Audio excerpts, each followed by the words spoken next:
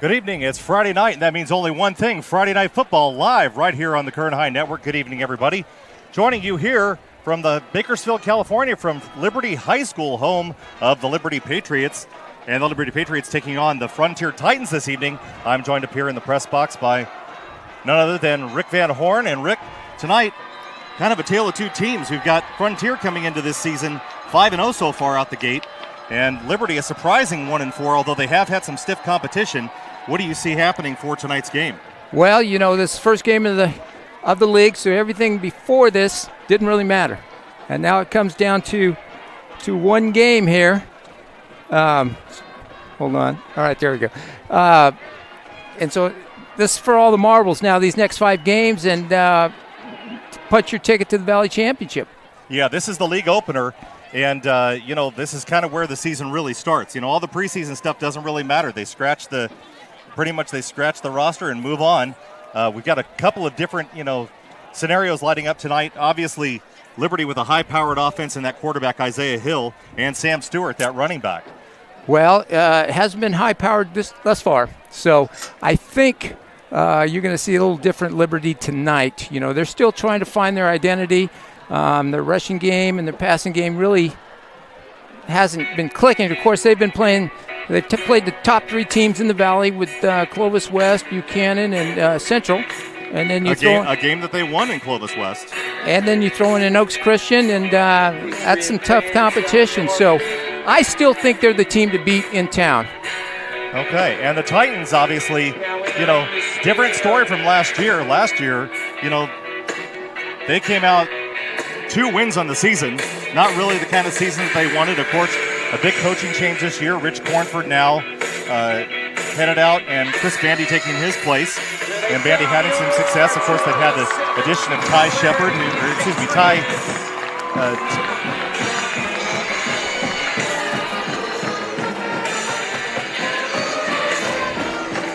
And the noise up here in the press box is just really going a little crazy. We got the addition of the music for the teams coming out onto the field, and the band, of course, starting to play. But the big story here for Frontier this year is Ty Johnson, the new running back that transferred over from Ridgeview. Yeah.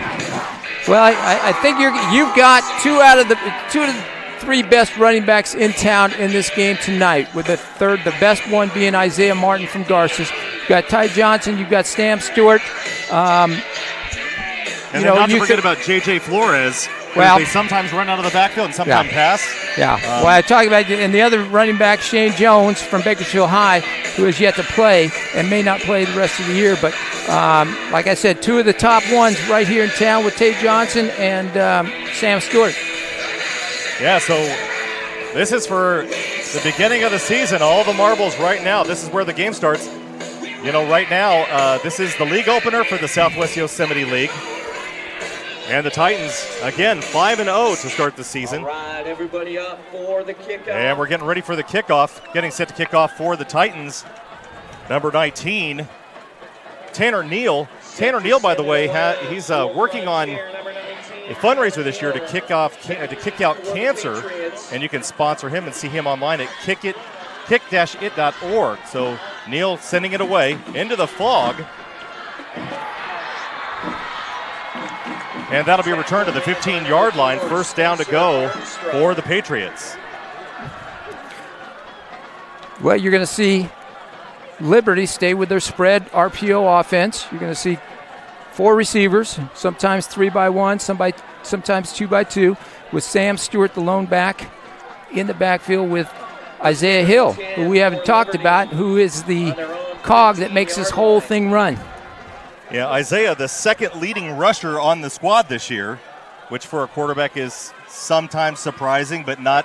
Obviously, if you know Isaiah Hill, he has the ability to scramble. So we're going to see how the defensive Frontier handles that. Hill from the shotgun, hands off to Stewart.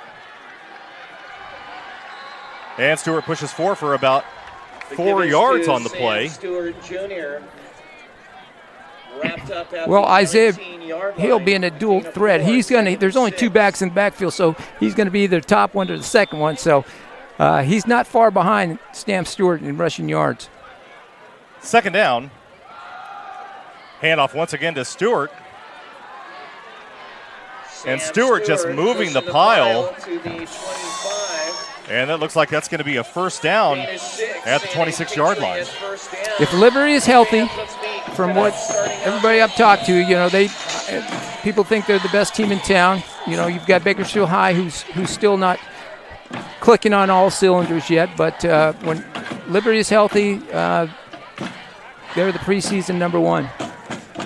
Other games around the county this evening. East is playing at West, Centennial at Stockdale, Tehachapi at Independence, Taft at Shafter, Golden Valley at Ridgeview, Foothill at Highland, and the other game being streamed live tonight is South at North. That game being broadcast by Vance Palm and Rich Cornford.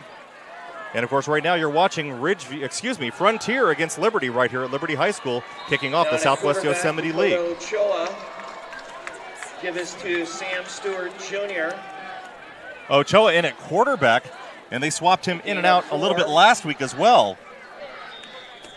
Second down and a long 5 from the 30. Ochoa is an outstanding golfer here in the Valley, one of the top golfers in town.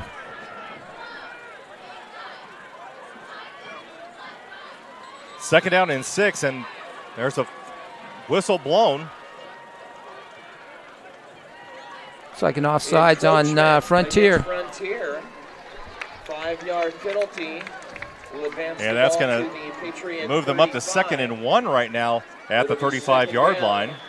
Look like Jacob Gomez, the right corner here, lined up offsides in his press coverage.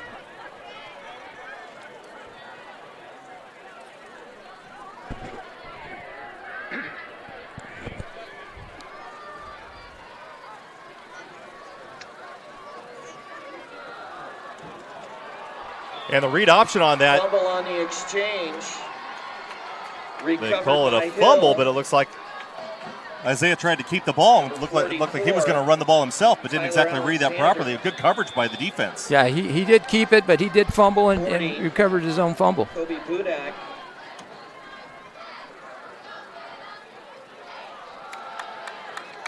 Stewart once again on the carry, pushes forward for a first down. To the 36-yard line. We're going to see a lot of Sam Stewart tonight, don't you think, Rick? Well, at least if I'm Coach Nixon, you're going to see him about 30 times. Number 40, Kobe Budak. Of course, Sam Stewart, the leading rusher on the squad this year with 359 yards rushing so far in 5 games. Stewart once again on the carry, pushes forward for a gain of about 5 yards. 42-yard line. And Frontier defense is going to have to find a way to stop him here pretty soon. Yeah, they will. And they got press single coverage on the weak side here, so you might see Liberty take a shot with number 24 here. That'll be Anthony Ochoa. Hand off to Sam Stewart Jr. Stewart once again on the carry, brought down by number 42, Kobe Budak. Budak sat out last week with a little bit of an injury, but he's back and healthy this week. No gain. Budak, the leading tackler on the defense for Frontier. Well, the good thing about this game, we've only had one penalty, and we're 5 minutes in. Last week, it was a little different story. Hill once again from the shotgun. Stewart the only back. 3 receivers to the far side. Hill back to pass. He throws over the middle, and it's caught. Number 24, Hunter Riley on the reception. Well, you knew that was coming. No center fielder. You got press coverage. That's just one of the options in the RPO. Nice throw, nice catch. Liberty, Coach Nixon's been doing this offense long enough. He knows, you get no center fielder like that. Let's take a shot. 28-yard pickup on the play puts the Liberty Patriots at the 30-yard line. First down and 10 to go. Once again, Isaiah Hill from the shotgun. Sam Stewart in the backfield lined up to his left. And that's a handoff to Stewart. A missed tackle in the backfield. Handoff and fights for yardage out to the 31. And a gain of about a yard on the play. Second down and 9. Well, I'm sure these Frontier players have grown up playing against Sam Stewart, and they know the secret is you got to get to him early, because if you let him get ahead of steam, he's going to cause some damage. Yeah, once the downhill starts to go, that's pretty much going to be it. Yeah. We'll see if Coach Bandy can make some adjustments here. Once again, from the shotgun. Hill's going to keep it. Isaiah Hill. And he gets nailed. By Number 44 on the tackle, Alexander Tyler. A gain of a yard still on that play. Gain of 2, 3rd down and 7. Probably in 4-down zone, so they're not going to. As we mentioned earlier, so far this season, Isaiah Hill has 348 yards rushing and 600 yards passing, so he is a dual threat quarterback. And penalty markers fly. And that's a false start called against the offense. Against the Patriots. 5-yard penalty will make it 3rd and 12. You know, fans, we'd like to give a big thank you to our sponsors, Kern Schools Federal Credit Union, the U.S. Army, Pav Solar and Communication, Premier Lighting, Tony's Pizza, and Raymond's Trophies. Well, you got a height mismatch out there. You've got Alvarez, number 9 for the Patriots, lined up far right, so he's 6'3", so he's got some little bit of an advantage out there. Coming backside here. Hill throws down here, and it's almost picked off by the Titans. Bill's pass intended for number Defending on the coverage, number 2, Jacob Gomez. Jacob Gomez, number 2. Gomez had that penalty called him earlier in the downs down toward the 30-yard line when that was the first play of the game. He was offsides. Well, that was the right call, the right situation. Isaiah Hill just threw a bad ball. At the end of the first quarter, it's Garces leading BHS 7-0. The Scots lead Foothill 35-14. And Centennial on the road is leading Stockdale 14-0. And a timeout called by the Patriots. Timeout on the field, charge to Liberty. It's first, 2 remaining.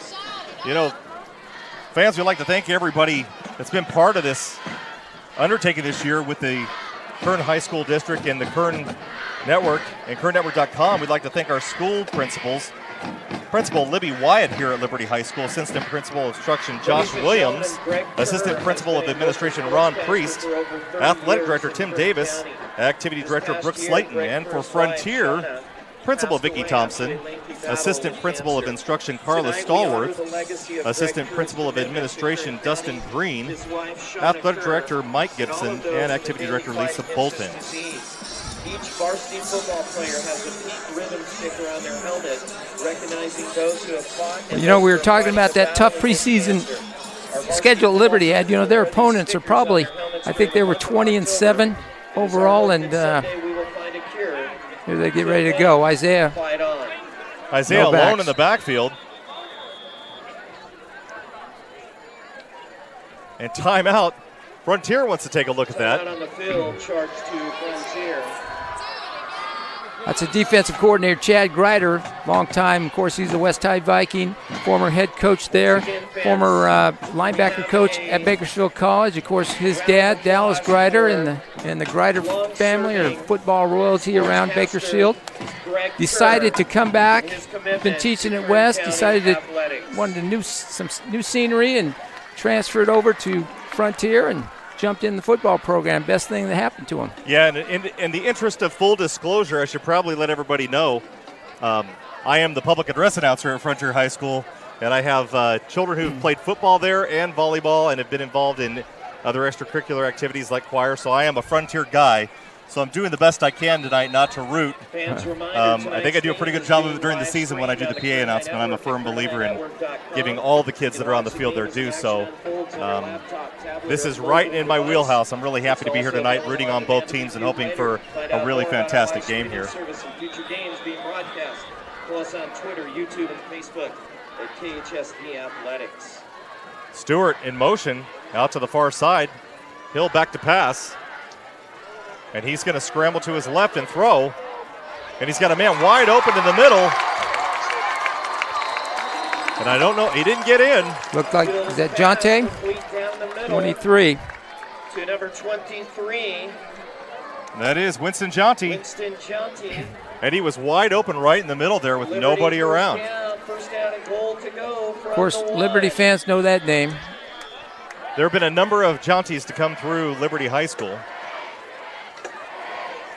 And Stewart on the carry. Straight ahead, Sammy Stewart Jr. Touchdown, Patriots.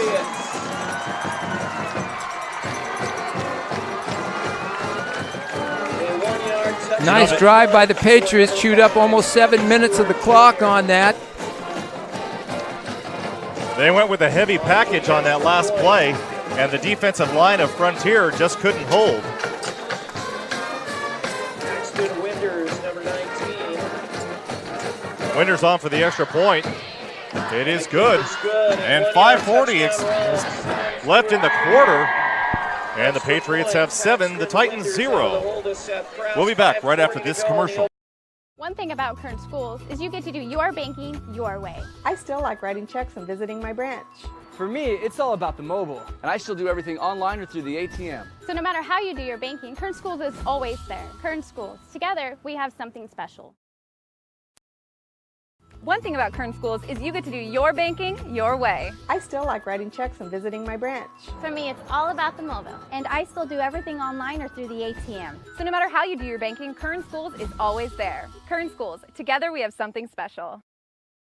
There are over 100 places to get pizza in Kern County, but only 4 are good enough to be called Tony's. So what's the Tony's Pizza difference? We're not giving away our secrets, but the proof is in the pizza. Tony's Spicy Mexicana, the mouth-watering Hawaiian, the award-winning Chili Verde, and so many more. Trust us, you'll find your favorite. If you want great pizza, you can play the numbers game. Or Patriots leading 7-0 with 5:40 to go here in the first quarter. Getting ready to kick off. Back deep for Frontier. Number 1, J.J. Flores, the speedster.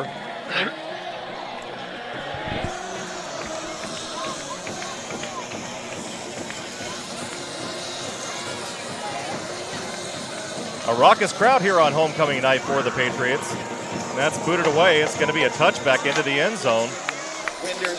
Good leg by Peyton Winters. Heck of a leg there. That's the easiest way to keep J.J. Flores on the sideline there. Just kick it in the end zone. Yeah, take it out of his hands. So the Titans will start out from the 20-yard line, their first shot at offense for the game. Well, I think you're going to see a lot of Ty Johnson here, and Liberty has got to keep an eye on and know where J.J. Flores is. J.J. Flores mixes around. They're going to move him in backfield, split him out wide. Dusty Montano hands off to Ty Johnson. And Johnson's trying to spin away, and he ends up losing about a half a yard on the play as the Patriot defense just swarmed to that left side. Loss of half a yard by number 34, Anthony Villanueva. Let's meet. Frontier's got a couple weapons on that. I like their tight end, number 88. Had a good game against Ridgeview a couple weeks ago. Yeah, Caden Shelton, he got a little banged up in that game, but I believe he's back and healthy, so he's a tall kid. Really strong, good hands. Brock Anderson and Anthony Villanueva.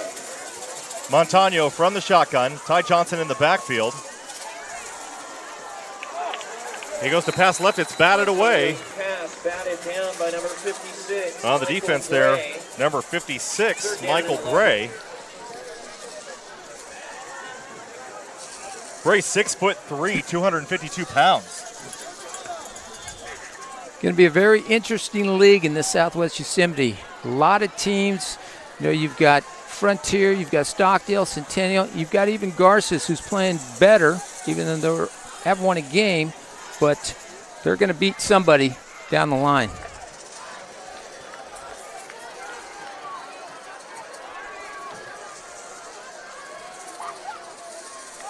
They're down at 11. Johnson motions out of the backfield. Montano back to pass. He's scrambling to his left. And he's going to scramble forward close to the first down. Montano forced to keep it. Pushed out of bounds by Sam Stewart Jr. And we're going to see if they're going to spot that as a first down or is he going to get short. Oh, they spot him well behind. Oh, about 3 yards back. Nothing Coach hates worse than watching Dusty scramble. Last week, he got injured on the same kind of play when he was heading out of bounds and didn't get rid of the ball. So they're making sure that he's protecting himself this week. Number 19, Tanner Neal. Tanner Neal to punt here. Nice high spiral.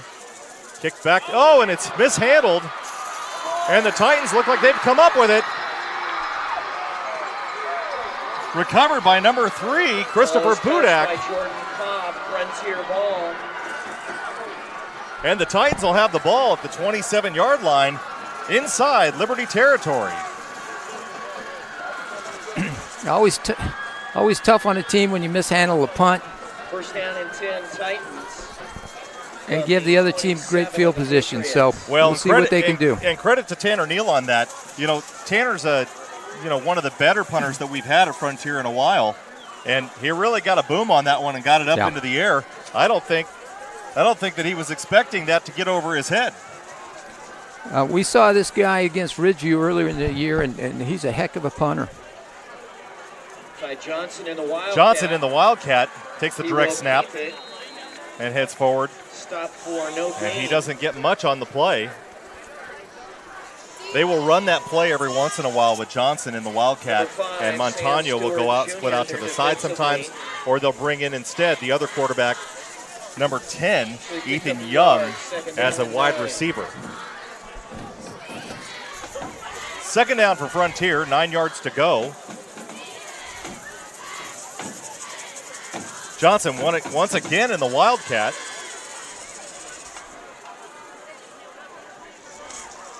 J.J. Flores in motion, and there's a flag called. That looks like it's going to be a false start called against the Titans. Liberty runs a defense where all that stuff doesn't really affect them too much because they're pretty balanced in a what they call a 4-2 in the box or a 4-4 look type thing. They're running 4 DBs tonight, so you're going to have 7, maybe 6 in the box on passing down. So, when you run that motion, not really going to affect them.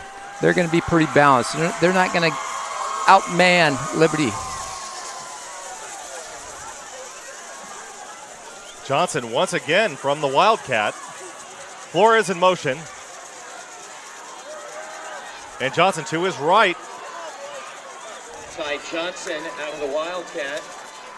And he pushes forward to the 27-yard line, close to the original line of scrimmage, and that's going to bring up third down. And 56, Michael Gray. This score just in Independence versus Tehachapi, both at 0 tied at halftime.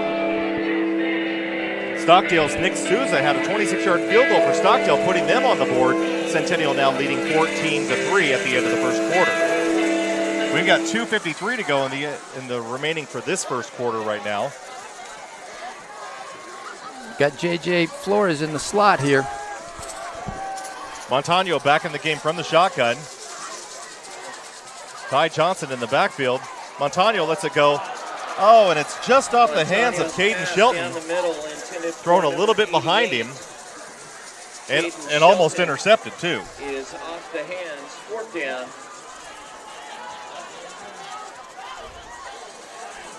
Well, Liberty dodged a bullet there on that mishandled punt. Gave Frontier good field position, but they couldn't do anything with it. They couldn't get 7. And now we're seeing a different look from Frontier. In years previously, they would have gone for this instead of trying to kick a field goal. But Tanner Neal actually has the leg to make this. This is going to be a 44-yard attempt.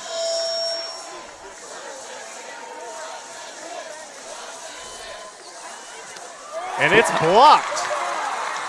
And Liberty's picking it up, and they're going to return it back to the 45-yard line. The kick is blocked. I didn't see who got a hand on that.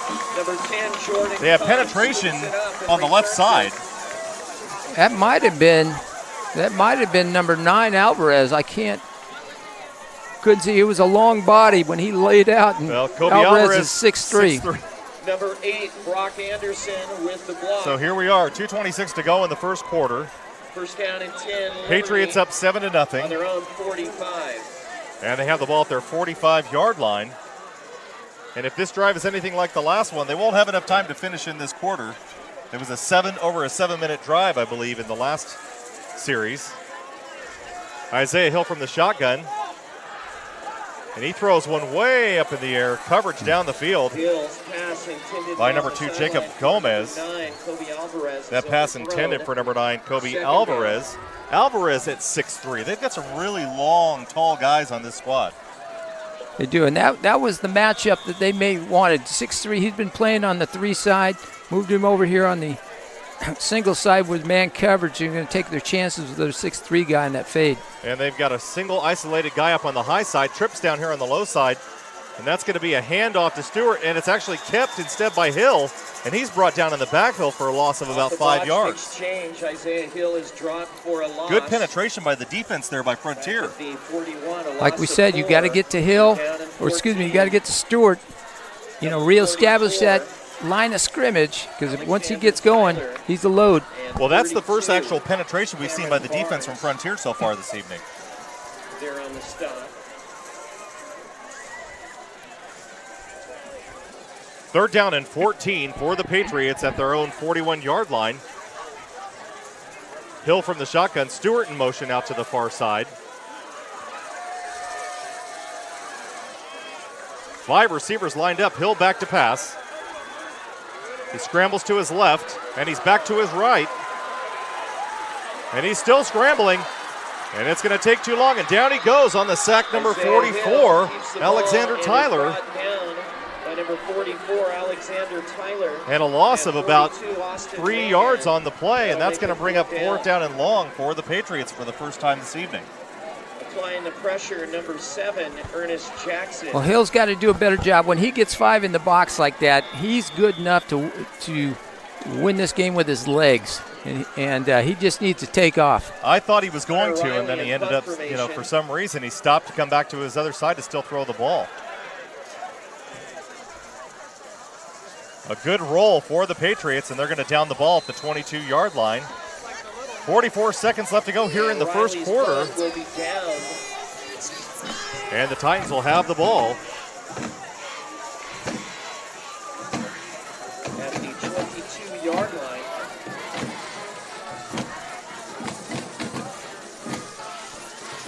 We're happy to be here this evening. We got a little bit of help up here in the box this evening. I got my good friend Julian Wilson on the camera over there. He's doing all the filming for us tonight. And then Todd Bentley and Antonio Garcia are handling our production this evening in direction. So all the information that we're getting, they're feeding us throughout the evening. So we'll keep up on scores and other information going on around the city and the league.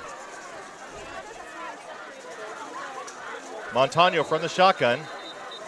And once again, a flag down on the field. Play is blown dead. Penalty marker thrown.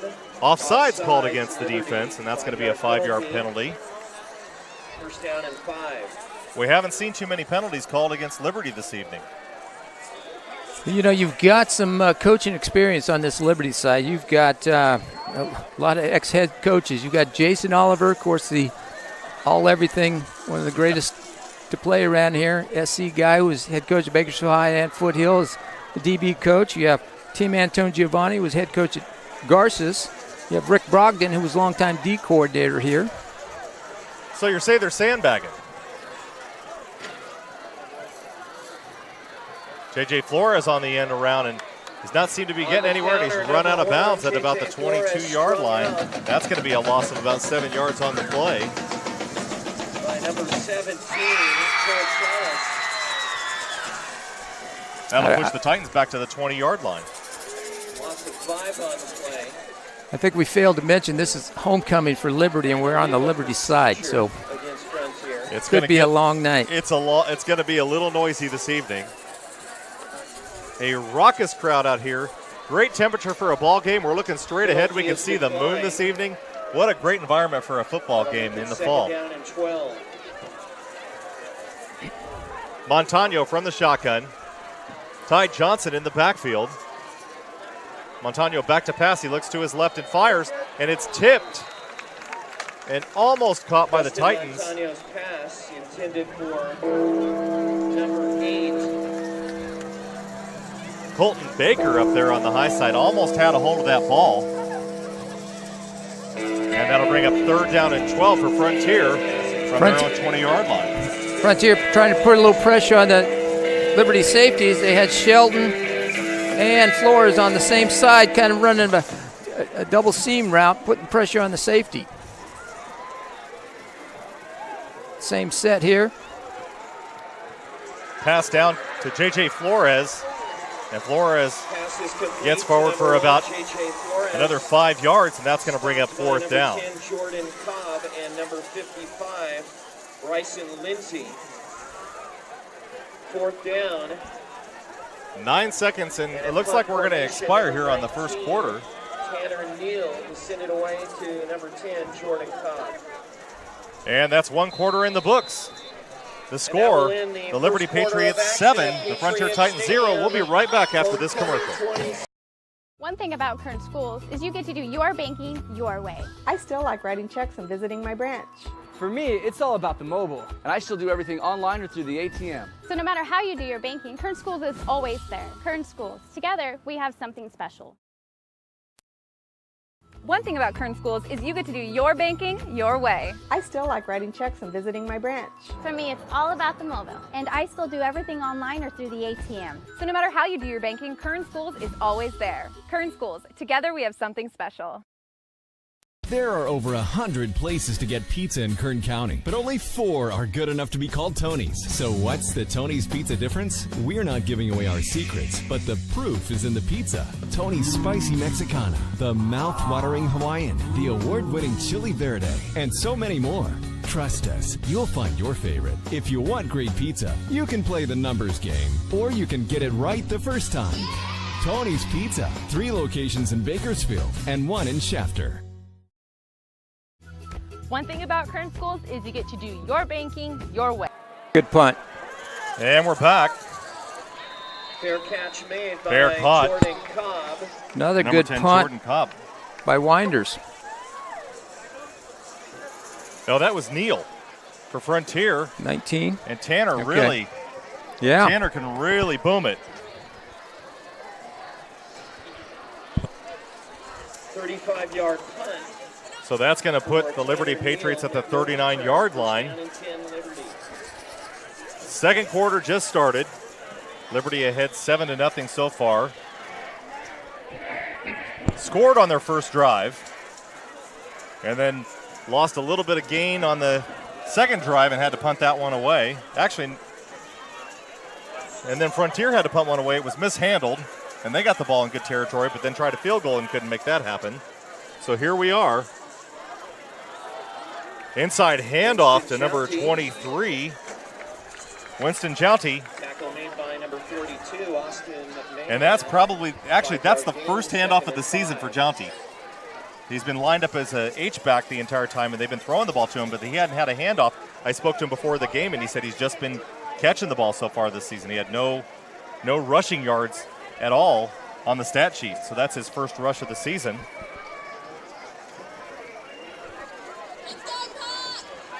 Hill once again from the shotgun. Hands it off to number 3. Max Shores. Pushes his way into Titan territory and picks up And that's a first down for Liberty.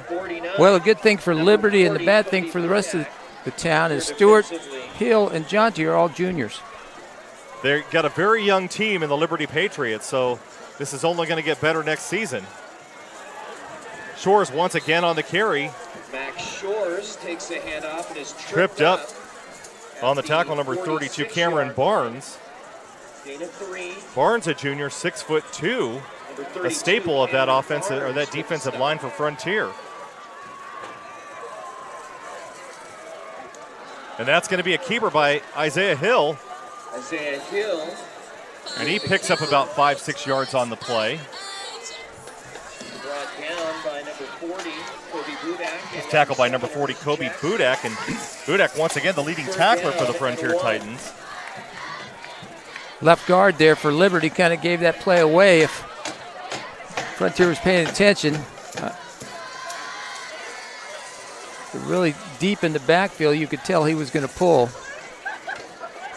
3rd down and 1 for Liberty at the 40-yard line.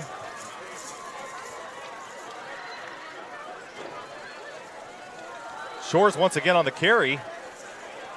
He escapes a tackle in the backfield and pushes forward back to the line of scrimmage, but there is a penalty marker down on the field. I think Stewart should have just hit that thing right up tight between the tackles. He would have been better off. And that's going to be a chop block called against the offensive line. They're going to move that one back. And they'll repeat 3rd down.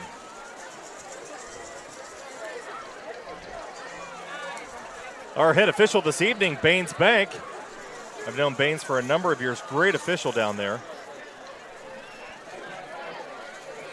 Scoring updates, Golden Valley at Ridgeview score still at 0 in the second quarter. Shafter leading Taft 7-0. I had an opportunity to call that game 3 weeks ago with Rich Cornford and Shafter with a really good high-powered offense. And then our live streaming game tonight is North versus South. It's just getting underway now. The Civil War, as Vance Palm called it. He and Rich Cornford are on the broadcast over there this evening.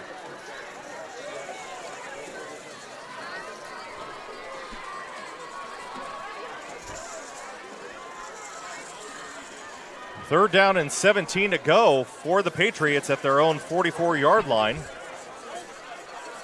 Isaiah Hill from the shotgun. He's back to pass.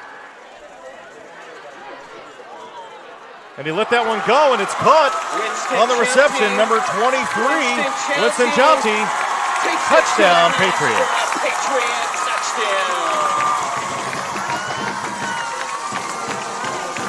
Well, that was all Jonte there. Not a good ball by Hill, not a good decision. He had plenty of green in front of him, but decided to throw it, and Jonte made a great play and took it in for 6. And he got hit right as he threw that, and I can't believe he still got the ball away like that. Well, if he would have continued out running, he might have been the guy scoring the 6.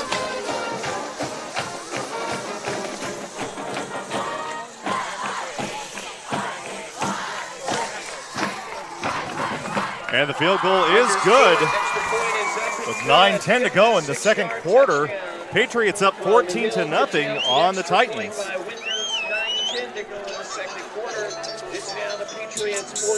Obviously, there's no love lost between these two Northwest teams. This has been a rivalry for several years. They played 7 games. And in those 7 games, the Titans have only won once. And the time that they won was, do you know what year that was? A little trivia. I'm going to say, what's the Triton,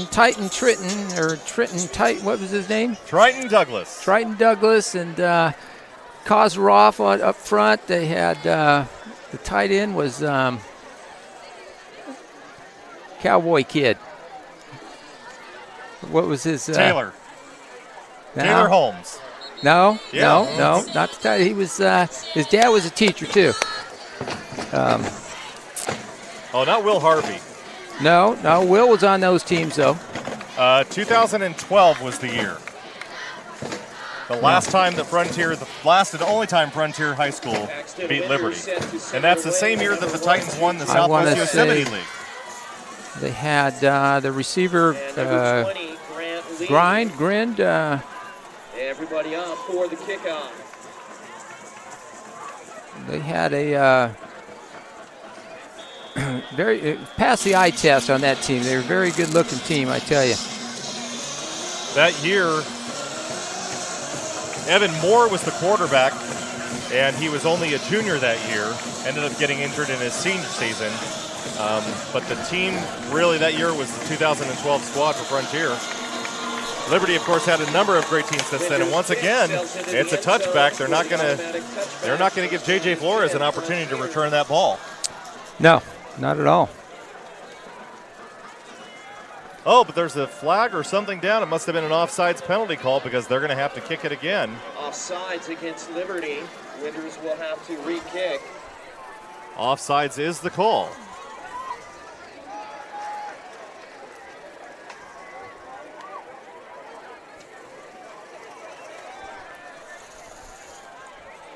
I got a feeling Grant Lee's going to field this kick. What do you think? Number 20 for Frontier. Football's not rocket science. When you're kicking off, don't kick to the fast guy. That's true. All right. Learned that from Mac Brown, University of Texas. Well, let's see if Winders can put this one in the end zone. He's been a few yards in so far, so he's putting this one away. And that's going to be returned by Frontier. Grant Lee from the wall. Lee on the return. Brought down by Out to the Seth Brown. 22-yard line. Frontier will have the ball there, first down and 10 to go. Here in the second quarter, 9:05 left to go. 20-yard return for Grant Lee. I think we're going to see the return of Ty Johnson in this series. What do you think? Well, Frontier, he's their main weapon, so I'm sure he should be on the field. Johnson, once again, 781 yards rushing so far this season through 5 games. The next rusher is J.J. Flores with 265. So Johnson really the workhorse of this offensive weapon for Frontier. Montano from the shotgun, back to pass. He's around the right side, and he's going to go out of bounds wisely. Dustin Montano keeps the ball. Gain of only about a yard or two. By number 34. That coverage for Liberty really doing its job right now and not giving him any options downfield. Well, if Liberty can just put pressure with their front 4 guys and not have to send anybody, they're going to be okay. Frontier's a little different. They've been putting pressure on Hill all night long, as they did with Bridgeview. But they have to send more than the 4 guys. It's always nice if you can send 3 or 4 and still get pressure. Second down and 10. No gain on that previous play. Montano from the shotgun. Johnson in the backfield. Montano once again back to pass.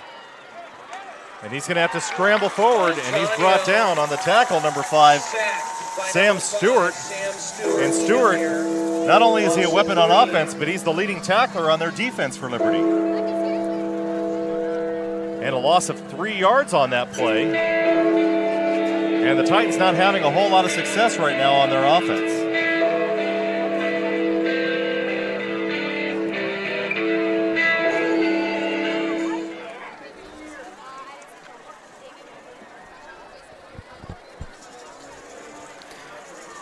Johnson in the backfield, Montano in the shotgun.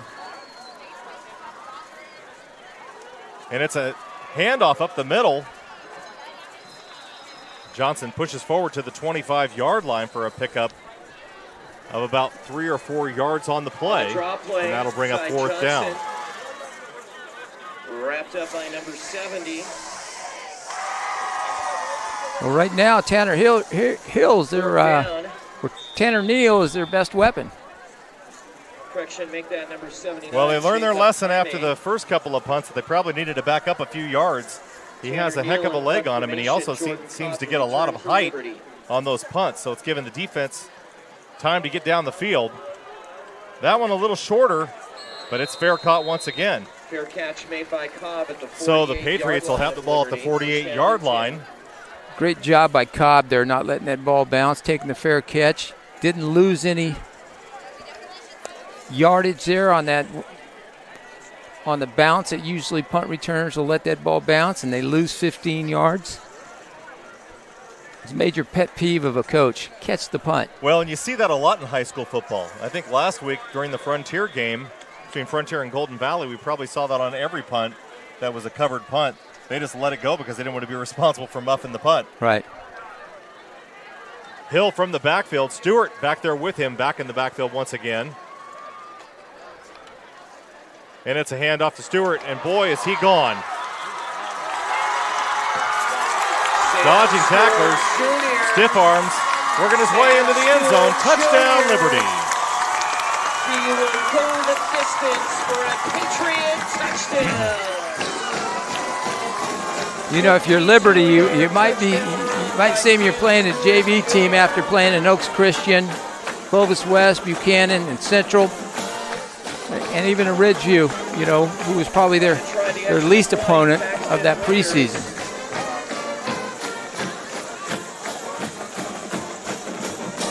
Winters on for the extra point. And there's a false start. He's going to boot it anyway. So that field goal won't count. Now moving back 5 yards. Looked like the left guard there, number 52 for Liberty. Andrew Hamish moved a little early on that one.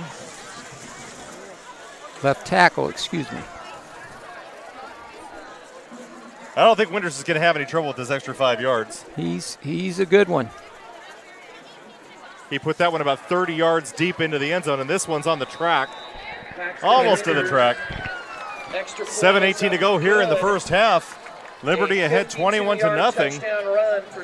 And we thought it was going to be a little less of a scoring affair than it's become so far. Liberty really starting to run away with this one in the first half. Well, like I said, I still think Liberty's the team to beat around town. If Bakersfield can get untracked, it's a two-team race, but I would have to give the advantage to Liberty. Well, Liberty has plenty of talent. We discussed this already. This is the second year that Isaiah Hill's been quarterback. He started as a sophomore last year as the quarterback for Liberty. He had to sit out his freshman year because he was a interdistrict transfer who was originally scheduled to go over to Frontier. So chose to sit out instead and come over here to Liberty. And he's done really well over here.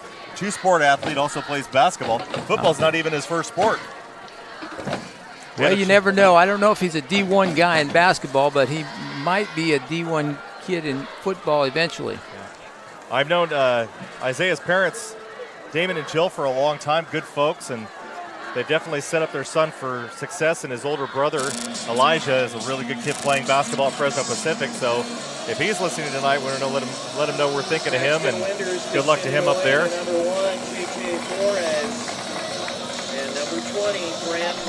Liberty to kick off. And there's a shift in the backfield. And once again, I think they're going to call another offsides by the Patriots. Yes, they are. Offsides Liberty, 5-yard penalty. Not going to make Coach Nixon happy there. And Rick, you pointed out real quick on that, there was a shift over there deep for the Titans. Grant Lee and J.J. Flores decided to swap spots to see if they were noticing, to see if they were going to actually kick it away to the wrong guy. Now they're kind of lined up right next to each other. Well, what they're probably going to have to do is move Lee up and put Flores back there by himself where they have to kick it to Flores. But very easy for the Patriots. Kick it in the end zone. Flores doesn't have to handle the ball. Well, the last time they got moved 5 yards back, they weren't able to do that. So we'll see if that's going to happen this time. Flores going back, and it's signal touchback right at the line. Big kick by Paxton Winters. And the Titans will have the ball 20-yard line here in the second quarter, 7:18 to go. And this score just in, Golden Valley now finally on the board with a field goal. They're leading Ridgeview 3-0 in the second quarter. And East trailing West High 12-14 right now. We had a little chance to watch the West High Vikings a couple of weeks ago here on the Kern High Network against Stockdale. And they were 13-14 at halftime, but then managed to kind of let it go in the second half. But a strong squad at West High showing this year. Ty Johnson on the carry and a pickup of about a yard or two on the play.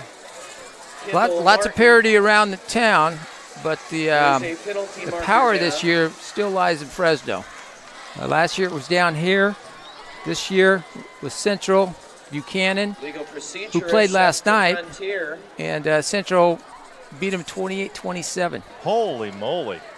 And the best team in the Valley might be Clovis West if that Adrian Martinez, their quarterback, ever comes back, who's already committed to Tennessee. Yeah. Back to the 15-yard line of the Titans. And had there not been a turn of events here during the first game, they may have actually won this one, but kind of a strange ending to that game. Yeah. Where they missed the final field goal that would have tied it up and sent it into overtime. Montano from the shotgun. Johnson once again in the backfield takes the handoff up the middle. Oh, and he's off to the left side.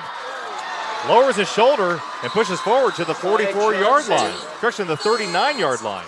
Breaking free and brought down by number 9. And that's what we've been waiting to see all night long out of the Frontier offense. But a first down out to the 37-yard line. Their best play of the night. And I think a flag got thrown over here on the near side because the officials are talking something over. Johnson did lower his shoulder at the end of that. They may call helmet-to-helmet contact against Johnson. And they are going to call a personal foul on Ty Johnson for helmet-to-helmet contact. Oh. Personal foul targeting. They called it on both. On Frontier. Personal foul targeting on Liberty. So you don't see that very much. I don't know about that one. To the 15-yard line. But the penalty really falls on Frontier because they're the ones that get moved all the way back. Offset. First down. Well, it looked like they called it offsetting, right? Yeah, they did call it offsetting. Wouldn't they just play the down over? I don't understand that. Well, they're going to play the down over, yeah. Okay.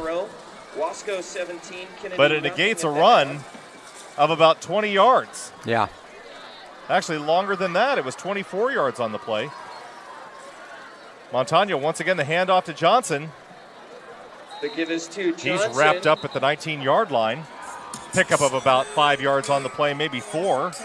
Number 17. And that'll bring up second down and 11 for Frontier. Anderson combining on the stop. So we're starting to see a little bit of success now from Frontier on offense. 2 plays with positive yardage, which is more than we've been able to say for the past couple of series for them. Well, Frontier has to get this running game going. They've got to get Johnson on track here because I don't think Montano can beat you with his arm, beat a Liberty team. Montano back to pass and throws one across the middle, complete to number 4, Spencer Armstrong. And as soon as I say that, he completes the pass. He actually had J.J. Flores on the wheel route, wide open. The corner, Liberty corner, had taken the post. Armstrong, the second leading receiver on the Frontier Titan team with 162 yards receiving so far this season. And that's a big gain for the Titans and a little bit of a morale booster for that offense. Titans now at the 42-yard line, 5:49 to go here in the first half. Montano once again from the shotgun. Ty Johnson in the backfield, he hands it off to the right, and it's a reverse around the other side. J.J. Flores with the ball, and he's not going to get away, and he's going to be stopped for a loss back to the 39-yard line. J.J. Flores brought down by number 17. Might get away with that against a Cabrillo or a Golden Valley, but not against Liberty. Liberty did a great job of staying home on that play.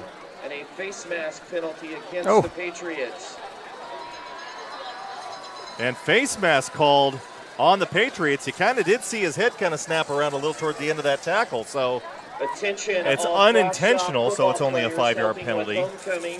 That'll push the Titans up to the 45-yard line. They'll repeat first down, and it's about first down and 8 yards to go. Players helping with homecoming and LHS letters report to the southwest gate to Mr. Davis. Montano hands off to Ty Johnson. He falls forward to the 50-yard line. To the 50, to the 49. And once again, it's homecoming here at Liberty High School this evening. So at halftime, we're probably going to see some presentations of the floats. Participants, you need to report to your designated area to get ready for halftime festivities. All float participants, report to the designated second down for Frontier. Johnson once again with the handoff, and he's going to push forward. They're going to spot him at about the 48-yard line. It'll be fourth down. Correction, make that third down. And it's going to be third down and short for Frontier at the 48-yard line.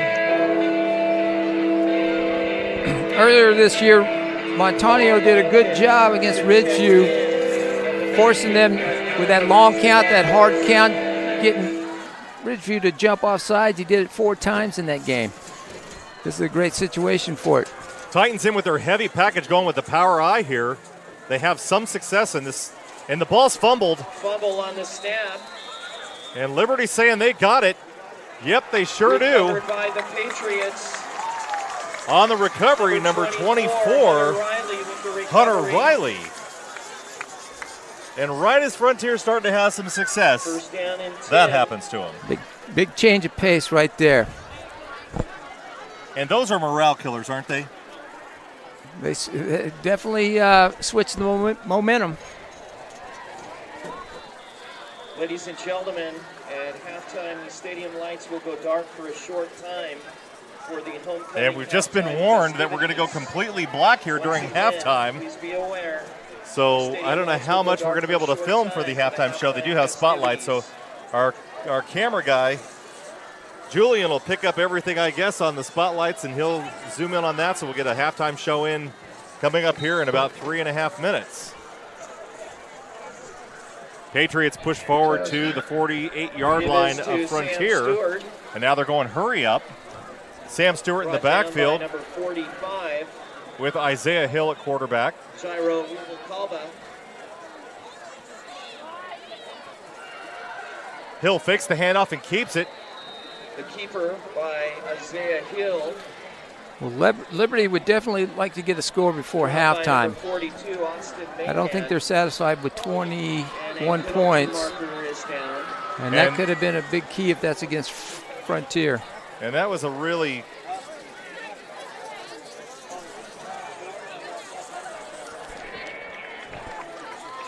and unfortunately, it looked like Kobe Budak came in late on the hit and got an unsportsmanlike conduct call called against the Titans.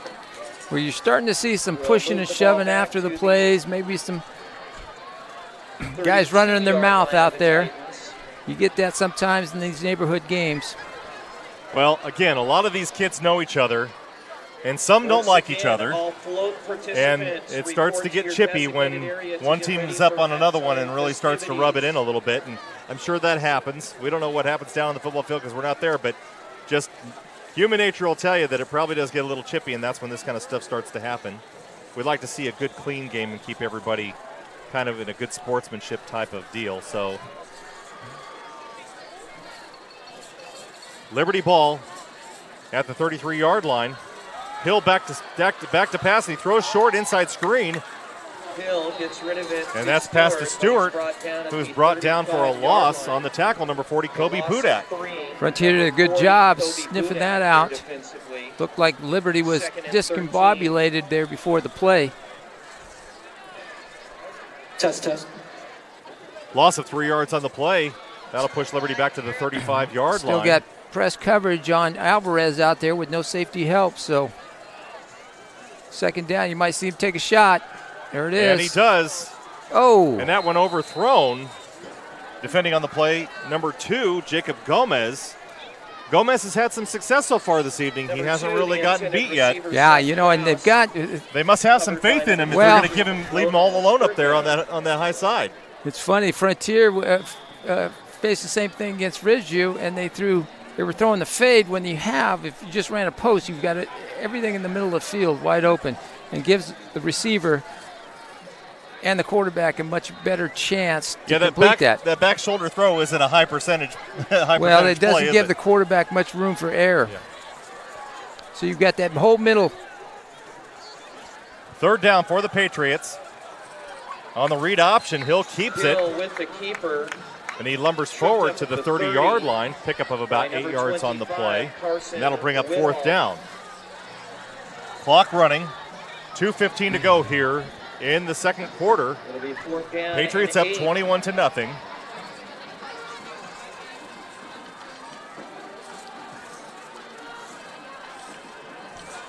Definitely a defense they couldn't run against a Taj Wright from Bakersfield High and with no safety help. I think Ridgeview found that out last week.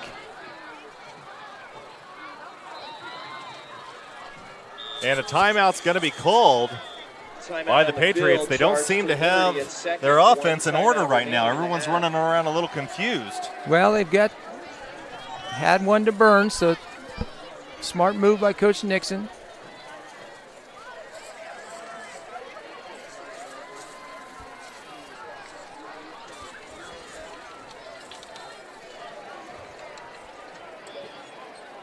Folks, at this time, we'd like to give a big thank you to our Kern High School District superintendents, the ones that make this all possible. Superintendent Dr. Brian Schaefer, Assistant Superintendent of Instruction Dr. Brenda Lewis, Assistant Superintendent of Educational Services and Innovative Programs Dr. Dean McGee, and of course our good friend, Director of School Support Services, the one that makes all this happen for us, Mr. Stan Green.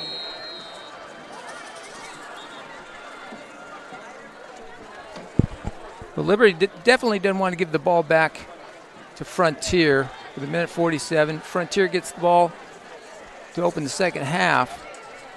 4th down and 8 right now. Isaiah Hill from the shotgun. Sam Stewart in the backfield to his right. Hill back to pass. And that pass is deflected. On the defense, number 15. You're going to have a holding penalty against Liberty, probably declined by. And it's going to be declined, and the Frontier Titans are going to have the ball with 1:40 to go, and they're going to be. Let's see how their 2-minute offense looks. They've got 2 timeouts left in this half, so plenty of time to score. And boy, would that really boosted their confidence going into the second half. Yeah, really Coach Vandy wants to get something up there. He'll take anything, but he wants a touchdown. They're going with a 4-receiver set. Montano back to pass. And that one looked like it was deflected. Once again on a deflection, number 53. Pass is tipped, intended for number 11, Josh Dalacalzar. And we don't have a 53 on our roster for the Patriots. But he got his hand up in the air and got his hand on it. Otherwise, he would have had a completion to Dalacalzar. Ty Johnson on the carry. Fights to the 32-yard line. 3rd down for the Titans, and they're in the hurry-up offense. Well, it might have been Sloan Simpson for the Patriots. Once again, a 4-receiver set, and a timeout's going to get called here by Liberty. I guess Liberty thinks since it's 3rd down, they may have a chance to get the ball back again. Could be. Timeout Liberty, that's Liberty's final timeout.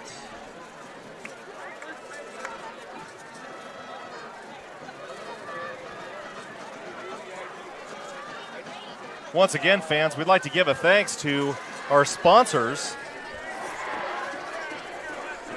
For the whole season, they've been such a great help to us in helping us put on this great programming and carrying all these live events. Football, volleyball, we're going to be doing some baseball this year. Going to be doing some theater and some of the arts. It's not just athletics that we're trying to promote here in the Kern High School District, it's other things. But Kern High School would like to thank Kern Schools Federal Credit Union, the U.S. Army, PAV Solar and Communication, Premier Lighting, Tony's Pizza, and Raymond's Trophies. And stick around at the end of the game as the crew and I will choose the Tony's Pizza Player of the Game. 3rd down and 7 for Frontier, 3rd down and 8. They're at the 32-yard line. Montano wants to get back to pass, and he's brought down in the backfield. Montano back to sacked by pass number is sacked 34, by number 5, Anthony Sam Villanueva. Stewart Jr. 4th down. One of the few times that Coach Renz, defensive coordinator for the Liberty Patriots, has blitzed on a passing down. They've been sending some pressure against called run blitzes against the Ty Johnson, who, again, it's like Stewart. You want to get him in the backfield before he gets going. And it's 4th down, but the Frontier offense is still on the field. I think they're going to try and run the clock down here. There's no way that they would run a play this deep in their own territory. So my guess is they'll run it down to what they can, and then they'll probably bring on Tanner Neal to punt it away. And that's what it's going to be. Although instead of taking the penalty, they're just going to take the timeout here and bring on the punting unit. 24 seconds to go here in the second quarter. Liberty leads 21-0. We've seen a few mistakes from Liberty this evening, but otherwise they've been kind of a much different team than we've seen in the last couple of weeks. Having a lot of success on offense and kind of moving the ball at will. Well, yeah. Fans, When you play a Frontier opposed to an Oaks Christian, that's going to happen. Must depart. You cannot be up there during halftime festivities. Patriots going to come out. They might get some good field position out of this. They're going to have 24 seconds, 1-0 timeouts now, so they're going to have to go hurry up. You might see them run it. Time for 2 plays, maybe a screen, get out of bounds, and then take a shot. Well, Tanner Neal's going to have to make this the punt of his lifetime and probably try to keep it away from the Patriots here. Fair catch here. And it's going to be signaled for a fair catch once again. Fair catch, and there'll be 17 seconds left on the clock. The Patriots will have the ball at their own 46-yard line, and we'll see if they're going to take any strikes towards the end zone.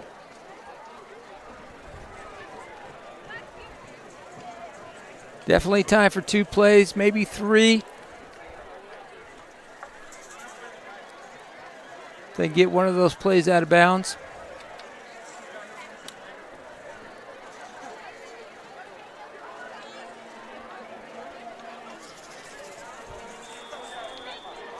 Hill and Stewart in the backfield from their own 46-yard line. Hill back to pass. Stewart on a seam route down the middle. He's free, and he just missed it. Hill's pass intended for Sam Stewart. And they just let Sam Stewart run right down the middle of the field without even covering him. Yeah.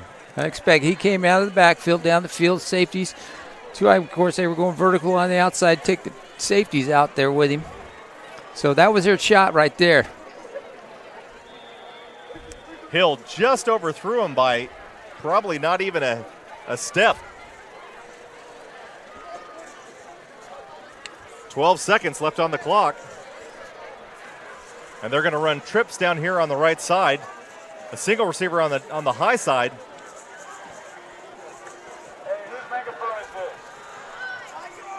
And Hill lets it go.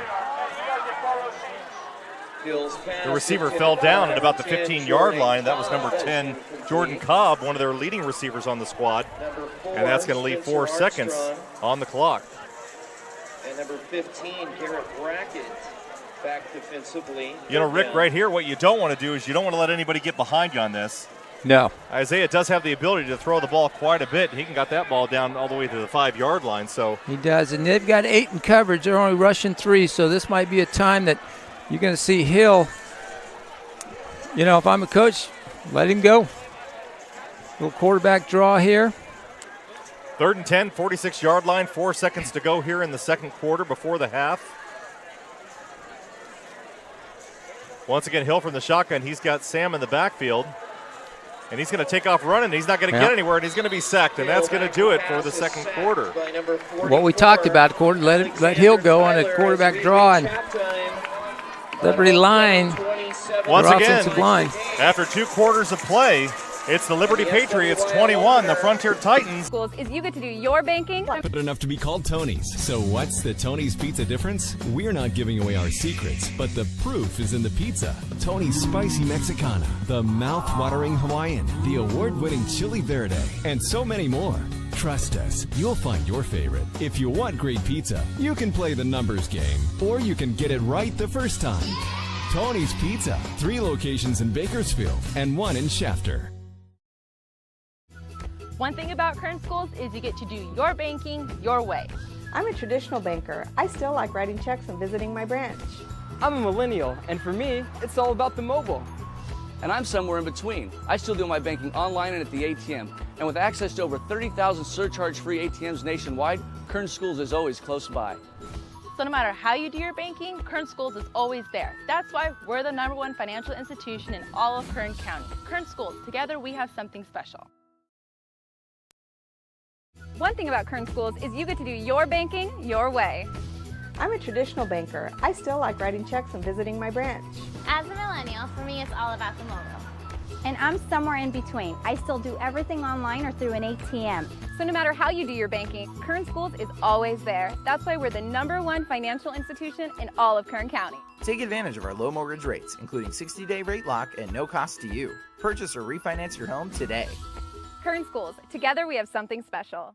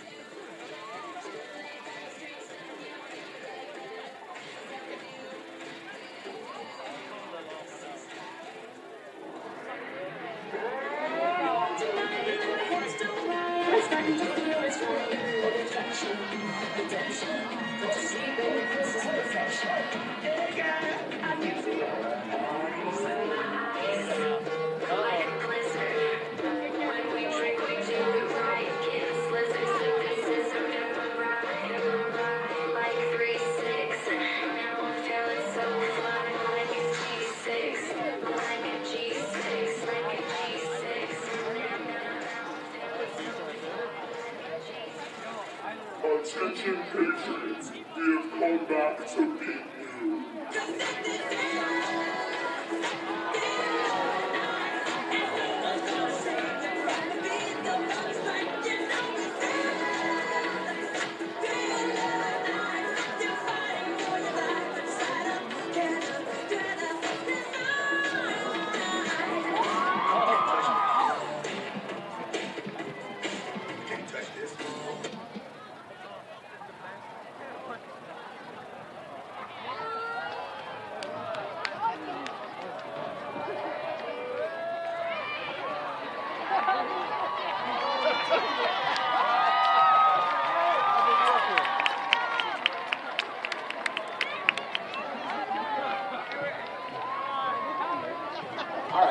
After some technical difficulties, we're going to restart the freshman presentation.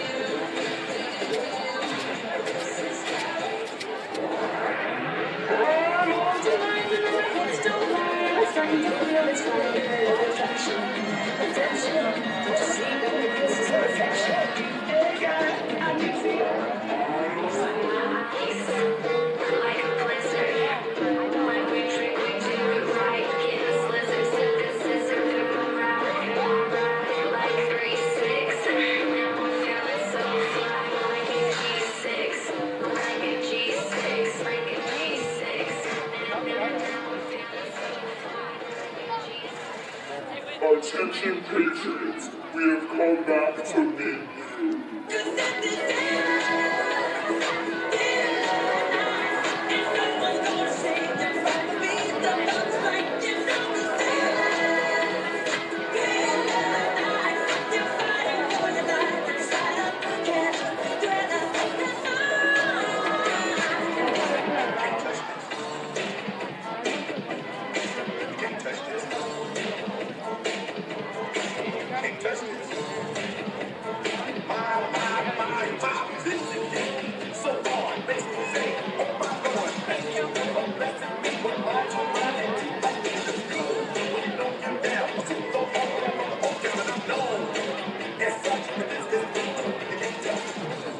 Congratulations, Patriots. We have now defeated the Titans.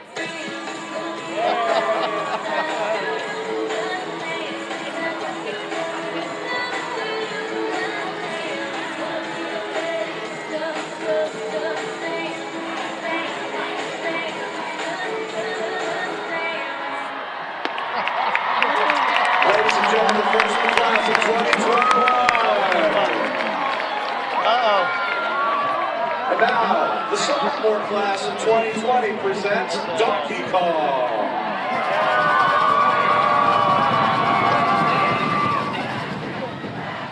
Why, thank you, Mr. Patriot. These are beautiful flowers. That is sweet.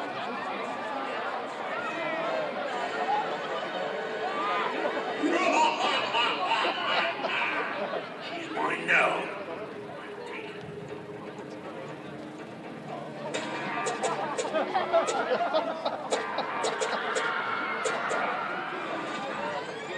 We will help you, Mr. Patriot. All I do is win, win, win, no matter what. Got money on my mind, I can never give it up.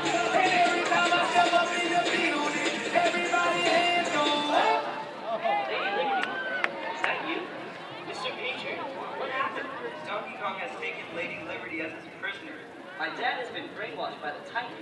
That's awesome. You go get Lady Liberty and I'll compete.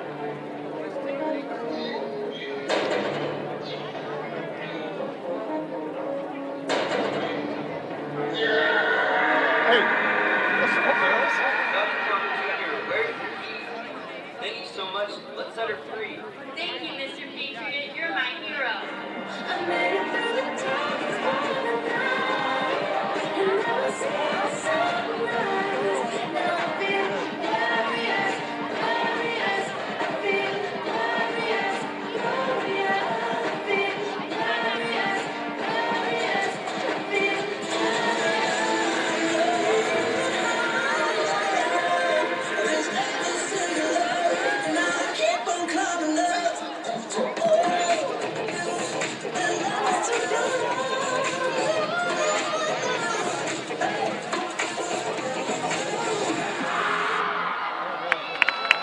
The sophomore class of 2020.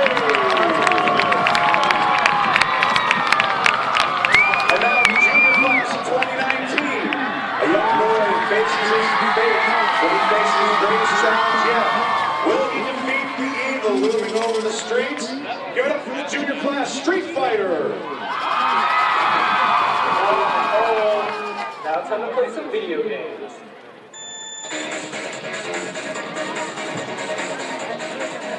Whoa. Suddenly getting sleepy.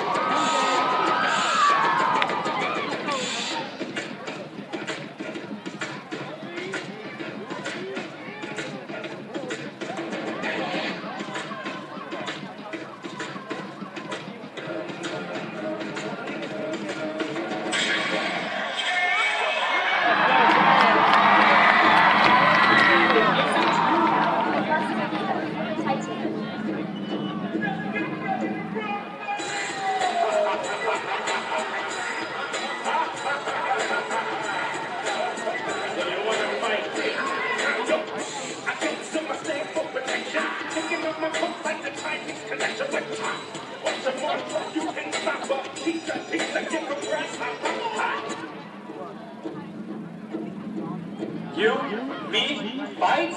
Bring it on. Be careful what you wish for, kid.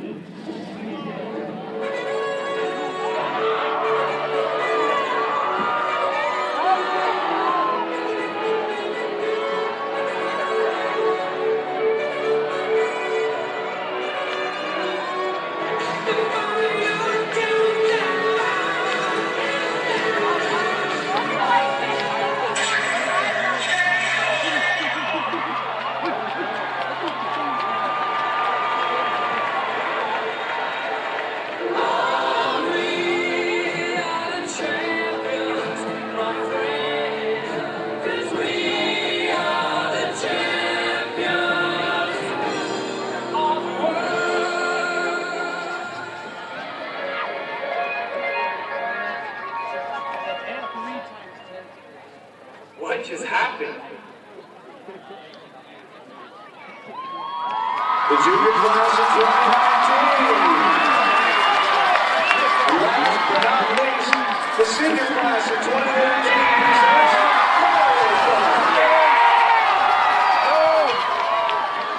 Ladies and gentlemen, welcome to the 4th annual Homecoming Cup brought to you by the senior class of 2018.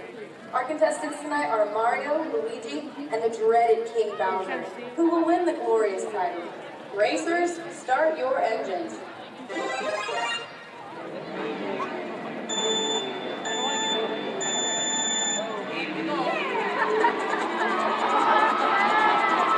And now, this is going to be an intense race. They're neck and neck. Oh no, it looks like Bowser might win. Go Mario, go!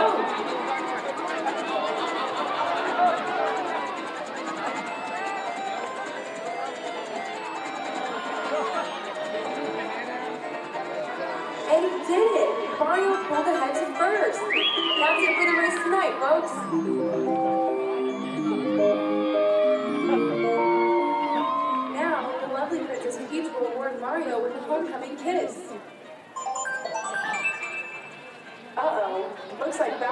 too happy about taking second place.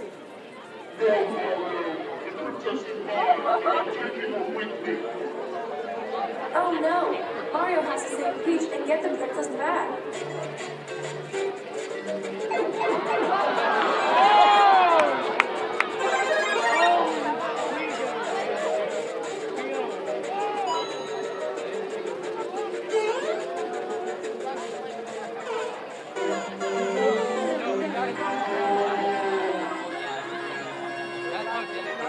Yeah, Mario saves the day again.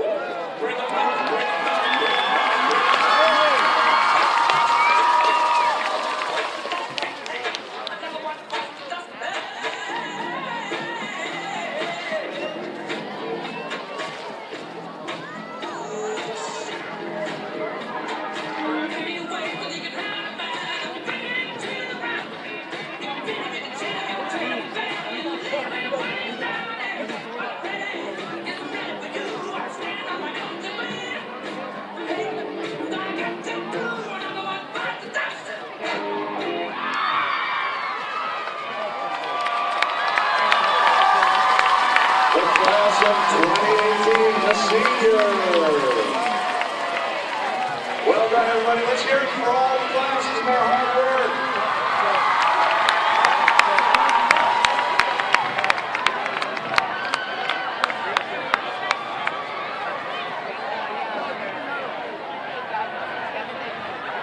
All right, ladies and gentlemen, it's time to meet our candidates for Mr. and Miss Liberty.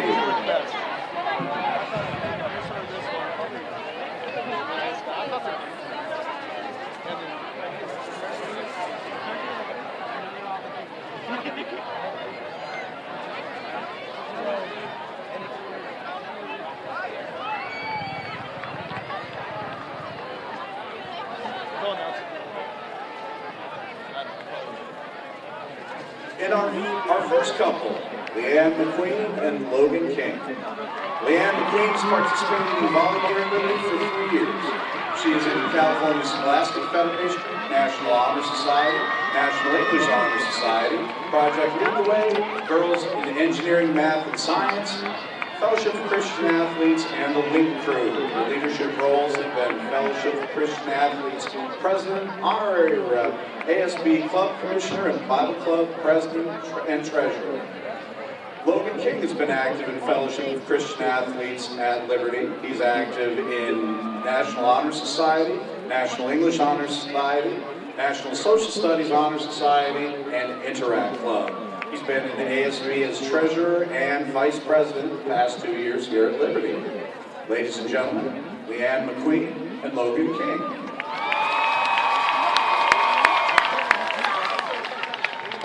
Our second couple, Ellie Honaker and Brock Burrell. Ellie Honaker has been a cheerleader for all 4 years at Liberty. She's been involved in Interact Club, National Social Studies Honor Society, and National Honor Society. She's a part of the track team, has been part of the yearbook staff. Her leadership role has been cheer captain here at Liberty High School. Brock Burrell has been part of the yearbook class all 4 years at Liberty. He's involved in Link Crew, National Social Studies Honor Society, and National English Honor Society. He's part of ASB and a number of other activities on campus. His leadership roles have included Yearbook, National Social Studies Honor Society, Link Crew, and Consider College Life Club. Ellie Honaker and Brock Burrell.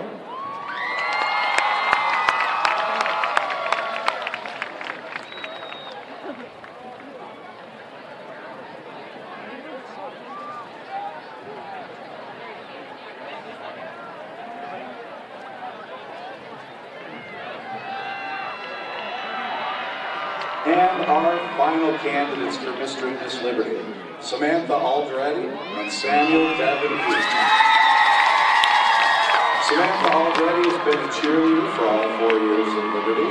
She's part of the National Honor Society, the National English Honor Society, French Honor Society, and the National Social Studies Honor Society.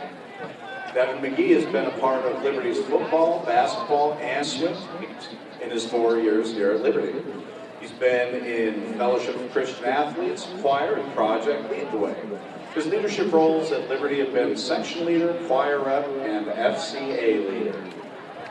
Samantha Alderetti and Samuel Devin McGee.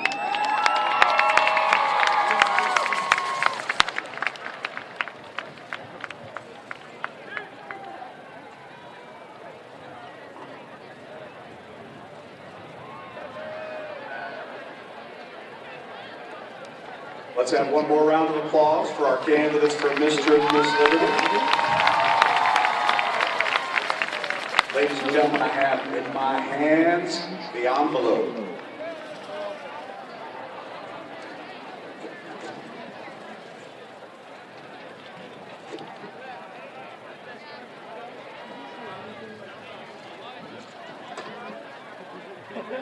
This year's Mr. Liberty for 2017. Samuel Devin McGee.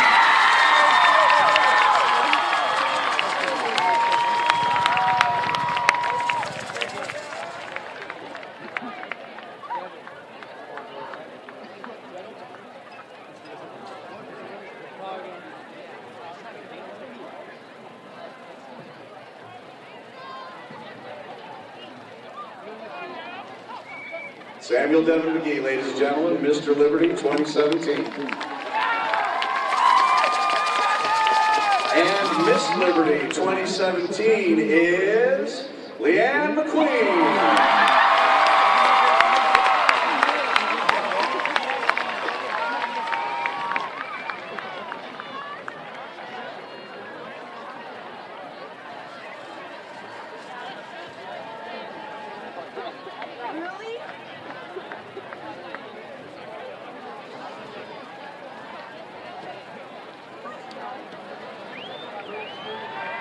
Again, Mr. and Miss Liberty 2017, Samuel Devin McGee and Leanne McQueen.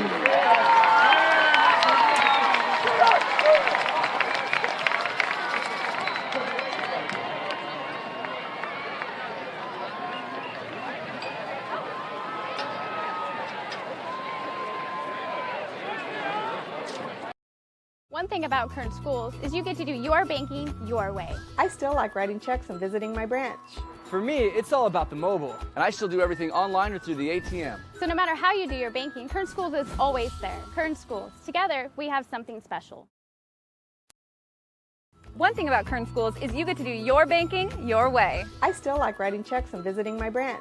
For me, it's all about the mobile. And I still do everything online or through the ATM. So no matter how you do your banking, Kern Schools is always there. Kern Schools. Together, we have something special.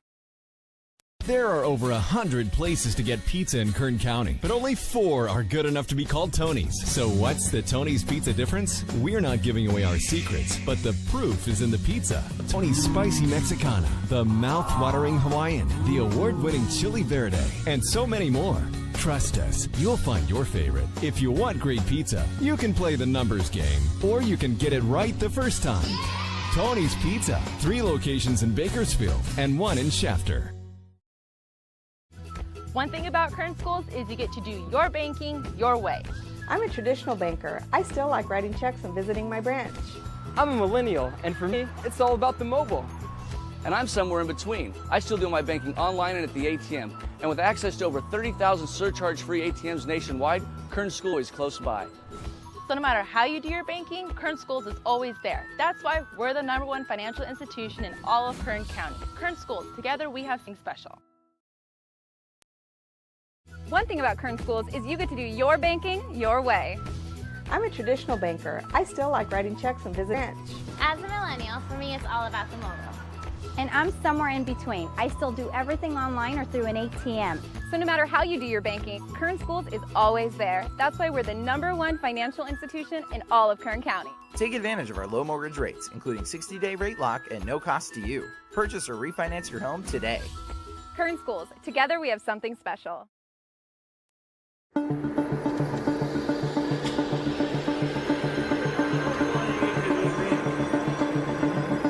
It's wicked cool. I think that's 14-7 on the Drillers, right?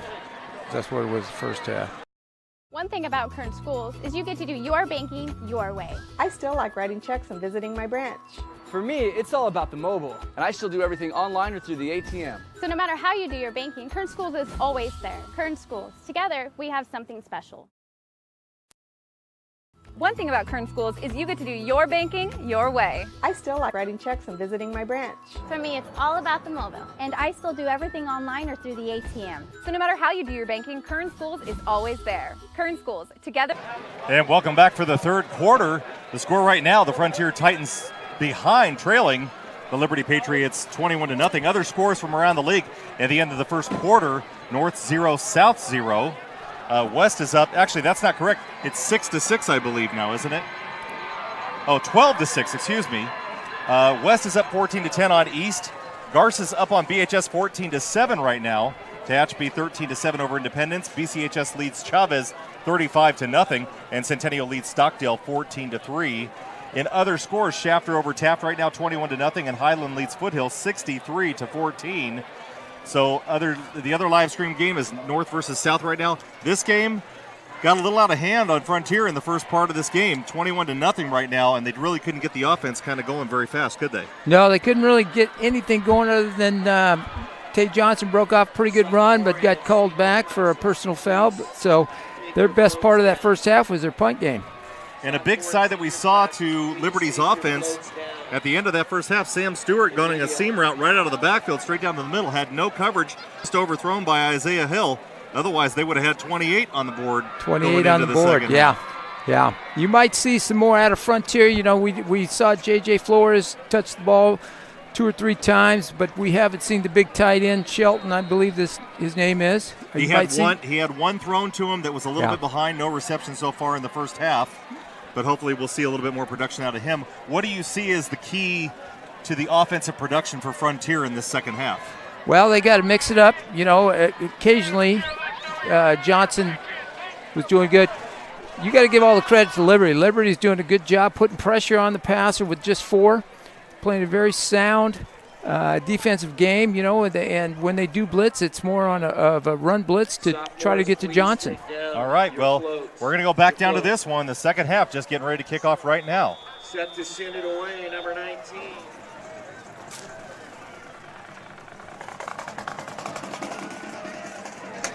And the Titans will receive to start the second half, and that's going to be, once again, a touchback for the Patriots. They don't really want to see the Titans returning the ball right now, do they? Well, it's a great weapon when you have a kicker who can kick it in the end zone every time.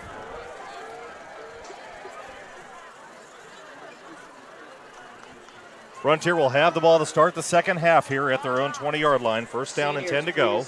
Move the blocks out of the back of the end zone. First down and 10, Frontier on their own 20. Never good to take an extended halftime like that for either team, but especially for Frontier. Yeah, it's homecoming here at Liberty this evening, so the halftime stretched out a little bit longer than normal. Ty Johnson on the Wildcat, fakes the handoff, and lumbers forward for a gain of about 14 yards, still on his feet. Something good to see out of the Frontier offense going here just to get started on the second half. Yeah, they come out in the Wildcat there. They kind of overloaded one side, that left side, kind of caught Liberty off balance, and they got a +1 on that side and gained some good yardage. Sophomores, please get Donkey Kong down. And while the game's going on, they're dismantling the sets here out of the football field. Once again, Johnson with the Wildcat. And he's not going to see much on that play. Pickup of about a yard. That'll bring up second down and 9. To the 35. Now, in the 2 games I've covered Frontier, what I haven't seen, I've seen the Wildcat, but I don't know if Johnson can throw the ball or not. And I'm assuming they've got some kind of pass play off this for Johnson. Well, Johnson worked out kind of a read option on the previous play when he gained all those yards. So Flores in motion. And Flores with the handoff around the left side, and he's going to take off. And he'll pick up a first down. Picks up a first down. And so there we see the speed of J.J. Flores as he reached the corner and then cut back towards his left or the middle of the field. First down, Titans. It's really the first and only time that we've seen Flores get loose a little bit. Well, and we really saw the dangerous speed that he can exhibit. Johnson once again from the Wildcat. The other quarterback for Frontier, Ethan Young, down here on the near side. And that's a fake handoff to Flores, and Johnson keeps it and heads up the middle, and he's not going to see much on that play. Number 21, Ty Johnson keeps it. Well, so far in the second half, Frontier having a little bit of success here. We have yet to see Dusty Montano, and it looks like the other quarterback for Frontier, Ethan Young, is going to take a snap from center now. He's calling the play. If you are missing an iPhone, Gage. And actually, no, just because he called the play, he ends up going out to the wide receiver spot there on the far side. Your iPhone, Gage. Flores in motion. Johnson on the keeper around the left side. Ty Johnson. Frontier did a good job sealing the edge and allowing Johnson to get to the outside. Johnson got tripped up there by number 2, Seth Krause, coming out of the secondary. That might be Frontier's MO now. They couldn't, tried to pound it up inside the tackles that first half, and they think they can get the edge now. Well, most of the success that Frontier has had this year has not been up the middle. It's been around the ends. Montano back in from the shotgun. Johnson in the backfield. 2 receivers set on the high side. And that's going to be a false start penalty called against Frontier. And it'll move them back 5 yards. Frontier, 5-yard penalty. We'll make it 3rd down and 12. It seems as though a lot of the times where there's been success this evening, it's been squashed by penalties on Frontier.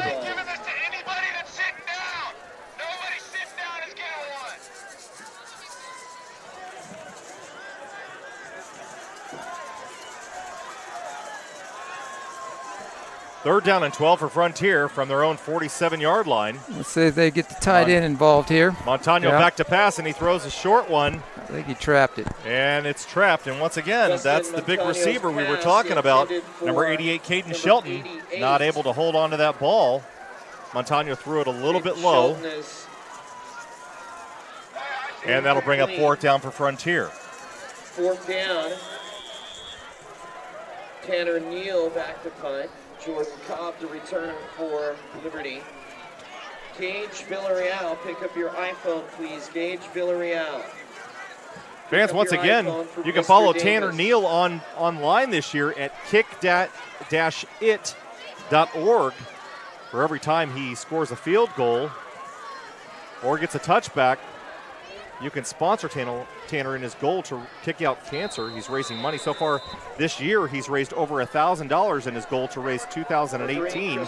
So simply go to kick-it.org, kick-it.org, and you can sponsor Tanner. He puts the ball down just inside the 20-yard line to the 17, and the Patriots will take over there with 8:20 to go here in the 3rd quarter.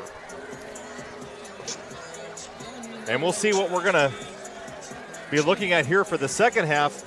I have a feeling that the Patriots are going to go back to some of the same old that they did in the first half where they had success, although right out the gate, instead of Sam Stewart, it's number 3, Max Shores in the backfield.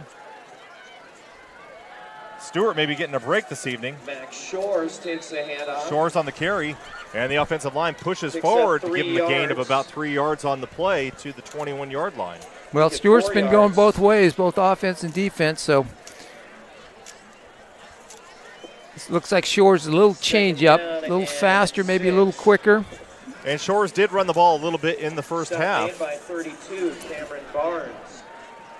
I think this is a very important drive for the Patriots, even though it is early in the 3rd quarter. If they can put another score up in this on this drive, I think maybe the coffin and nail in the coffin for Frontier. Hand off to Shores. Back Shores. And he pushes forward to the 32 section, the 27-yard line. But there's a penalty. Looks like holding called against the Patriots, and I'm sure Frontier will accept that one to push them back 10 yards.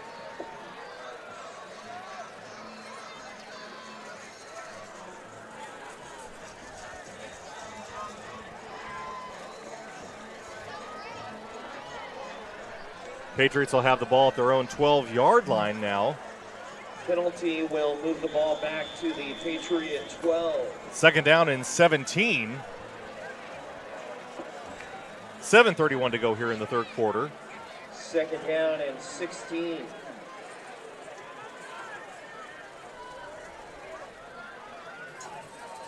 Isaiah Hill from the shotgun. And that's a pass over to the near side. On the reception, number 2, Seth Krause. Put one knee down, and that's a loss of about 2 yards on the play. Little slip screen there that Hill really didn't throw a good ball out there to him, forced him low, and he put his knee down. Frontier was actually pretty good on the spot on that play. I don't know if he would have gotten much if he hadn't put his knee down anyway. Good coverage by the defense. And it seem to be going the wrong direction right now, much like the Frontier Titans did in the first half. Riddled with penalties and blown up plays. Hill from the shotgun, Stewart in the backfield. Hill keeps it around the left side. Couple tacklers miss, and he pushes forward to the 20-yard line where he's taken down. Out to the 20-yard line. That'll bring up fourth down. And that's going to bring up fourth down for the Patriots. Not the way they really wanted to come out in the second half, being ahead 21-0. Kind of needed a little bit of a momentum swing for them to get this thing kind of put away. And the Titans hold. Titans did a good job that time.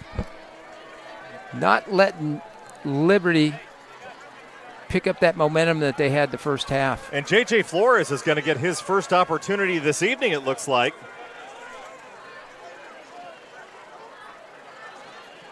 This score just in from my good friend Vance Palm over at South High, where he's calling the game tonight with Rich Cornford. 12-6 South leading at the half over North. Flores signals for the fair catch and probably signaled way in advance of what he needed to. He actually could have returned that ball. I think he had a little room there. Pulled up, made the safe move, caught it. Frontier ball, first down.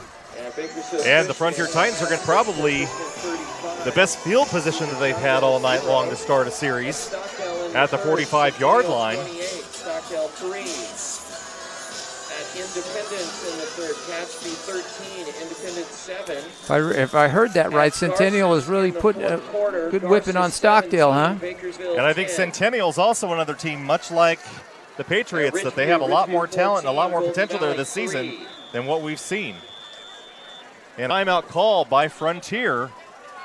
And I'm not sure what was going on down there. Colton Baker, number 6 for the Titans, was down here on the near side, flagging over, waving frantically over towards the quarterback, but he was covered, so I'm not sure what he saw.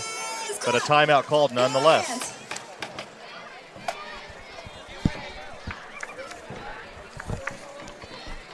And we'll be right back after this commercial break. One thing about Kern Schools is you get to do your banking your way. I still like writing checks and visiting my branch. For me, it's all about the mobile. And I still do everything online or through the ATM. So no matter how you do your banking, Kern Schools is always there. Kern Schools. Together, we have something special. First down for Frontier at the 45-yard line here in the third quarter with 5:43 to go. Montano from the shotgun. Ty Johnson in the backfield. Montano back to pass. And he's going to go down. Michael Bray. On the sack, number 5, Sammy Stewart. With a sack. I don't even know if I'd really call it a sack. Dusty kind of dodged underneath him and just went down. I don't think he wants Sam Stewart to put a big hit on him right now.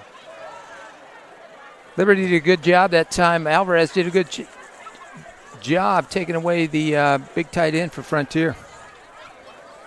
Because I think that's who he was going to. Second down and 12, 2 yards lost on that play.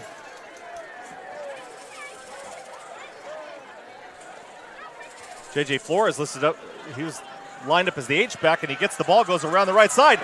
And he's off to the races. The only one to catch him is going to be number 2, Seth Krause, and Krause brings him down, but not until he gets all the way down to the 16-yard line. Huge pickup for Flores, who I thought was going to be down way back at the 45-yard line, and managed to break away and showed us that speed that we've been waiting to see all night long. You get him in the open field, give him some grass, and he can do some damage. Good play by Frontier. Great play by the Liberty DB there. Yeah, Seth Krause. I didn't think he had him, but yeah. J.J. Flores cut back, and Krause got his hands on him and didn't let go. Titans' first time getting ready to strike here inside the 20-yard line, and nothing doing on that play as they're stopped right at the line of scrimmage. You know, the defensive line of that Liberty defense is really stout. They've got some really large kids on that line, and they don't get pushed away easily. Well, they've done a great job taking away Frontier's number 1 weapon in Ty Johnson. Ty can't get frustrated. Montano hands off to Johnson on the left side, and he's met immediately once again at the line of scrimmage. He pushes forward, gains about 1 yard to 1.5 yards on the play, but there was again penetration once again by the Liberty defense. It's now at the 15-yard in this contest. Definitely their best field position all night long. They're in the red zone. Montano back to pass, looks to his left, throws. He's got a receiver, Flores. Just off the tips there in the end zone. And that'll bring up 4th down. Flores, pretty good ball by Montano, just couldn't make it happen. Tanner Neal getting ready to kick. This will be a 32-yarder for Tanner, which for Tanner is basically a chip shot. So far this season, he's 3 for 5 in field goals, and his longest is 44 yards. They blocked the first one. Remember that. Liberty blocked the first one. Oh, and almost got that one. And Neal gets that one away, and it's good. So into the second quarter, 3:05 left to go. The Titans are finally on the board. The score, the Liberty Patriots 21. And it's good to finally see that the Titans having a little bit of success moving the ball down the field and scoring. I know it wasn't a touchdown, but right now at this point, the game progresses here in the second half.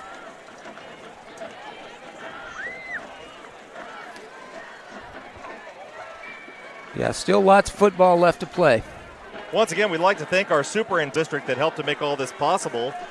Dr. Brian Schaefer, our lead superintendent, Assistant Superintendent of Instruction, Dr. Brenda Lewis, Superintendent of Educational Services and Innovative Programs, and of course, the one, the only, Director of School Support Services, Mr. Stan Green.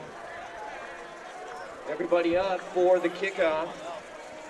Number 19, Tanner Neal. Tanner Neal getting ready to boot it away. And Tanner's got a leg. He may be able to put this one in the end zone. Back on his own 5-yard line for the Patriots, number 23, Winston Jonty. Neal kicks it away. It's a high kick. Jonty from his 2-yard line. Jonty still on his feet at the 30. Oh, and he's got away. He's at the 30-yard line. And it's going to be a touchdown for Liberty. But there's a flag thrown late at the 37-yard line. And that may be coming back. Well, it's definitely going to be on Liberty here. And if so, that's a huge mistake. There was no reason for anybody to be holding or blocking in the back at that point because he was already way past everybody and gone. Might have a sideline infraction here. I don't know. I saw him pointing to the sideline here. It's going to be a sideline warning. And that's going to be Sideline I know. I didn't warning see to the personal Liberty. foul. Personal foul against Frontier. And again, that's a frustration penalty, I'm sure. Yes. On Frontier. Kickoff return will stand for Winston County. Paxton Winters on for the field goal attempt here, the extra point attempt. And it's good. Paxton Winters' kick is up And with 2:48 to go here in the third quarter, the Liberty Patriots are leading 28-3 over the Frontier Titans. Other scores coming in now. Golden Valley trailing Ridgeview 20-3. 54-16. Highland defeats Foothill 17-14 at the start of the fourth inning. South leading North 12-6. Really surprising on that Golden Valley Ridgeview game. 3 Golden Valley up on Ridgeview. Well, we need to get a double check on that. Is Golden Valley leading or is Golden Valley trailing? They're trailing. Okay, I think we had it wrong earlier. Oh, okay. Earlier they had reported that they were winning, but no, they're trailing. But even at that, 20-3 right now, if that's getting close to the end of the game, that may be a win for Golden Valley that Ridgeview isn't having a track meet on. Well, you got to remember, Ridgeview's played a tough preseason, just played Bakersfield last week. Yeah. They're due You for were a at little, that game. Yeah, due for a little letdown. Sometimes you have a big game hangover, which, they put all their chips in last week against Bakersfield. So you're going to have a letdown the next game. And this is going to be a 15-yard penalty And number 20, Grant Lee. benefiting the Patriots, and my guess is this one through the goalpost. Winters will kick it from the Titans 45. So far tonight, Winters has hit 3 touchbacks against the Titans. So we're about ready to find out if he's going to, well, he probably will be careful because right now this might be the time where they might want to kick it high and it's going to go out of bounds, and that's a mistake. That'll give the Titans the ball all the way up to the 35-yard line. Winters' kick goes out of bounds. Do it. I see Coach Nixon have a little frustration on the sideline.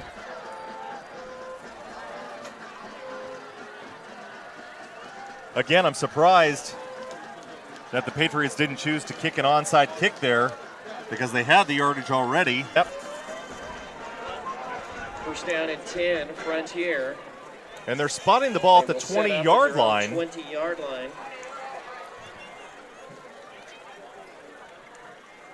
And I'm not sure why that should have been marked at the 30 marker was thrown, and it was out of bounds. So they're spotting it at the 20.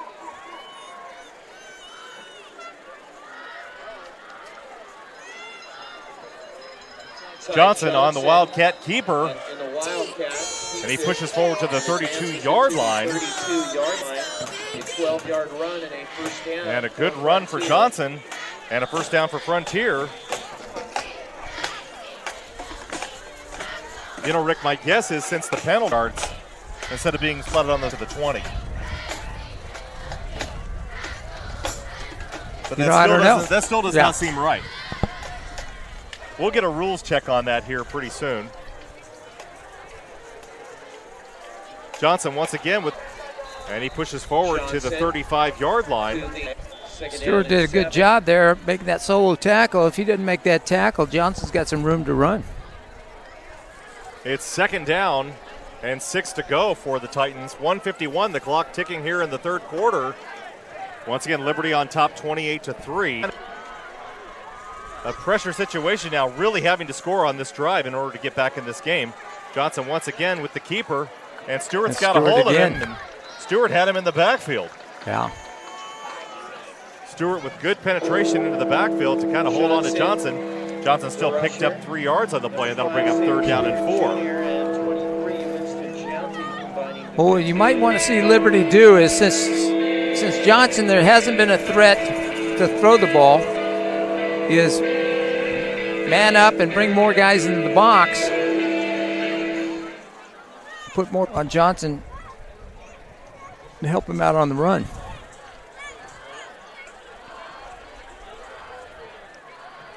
Once again, third down and 4. Johnson and he's going to hand it off to Flores. Good blocking over on the right side. Flores off to the races, and I don't think he's going to get caught this time. He blazed right past Kobe Alvarez, and touchdown Frontier.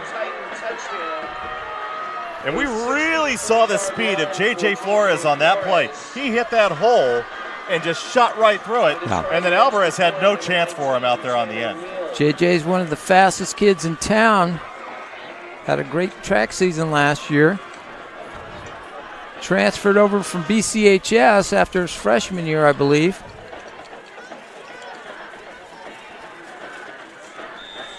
On for the extra point, number 19, Tanner Neal. Neal, perfect on the season so far, has not missed an extra point. And that's a chip shot for him. It'll be through and good. 36 seconds to go here in the third quarter. And the Liberty Patriots lead the Titans 28-10. And the Titans on the board finally with their first touchdown of the night.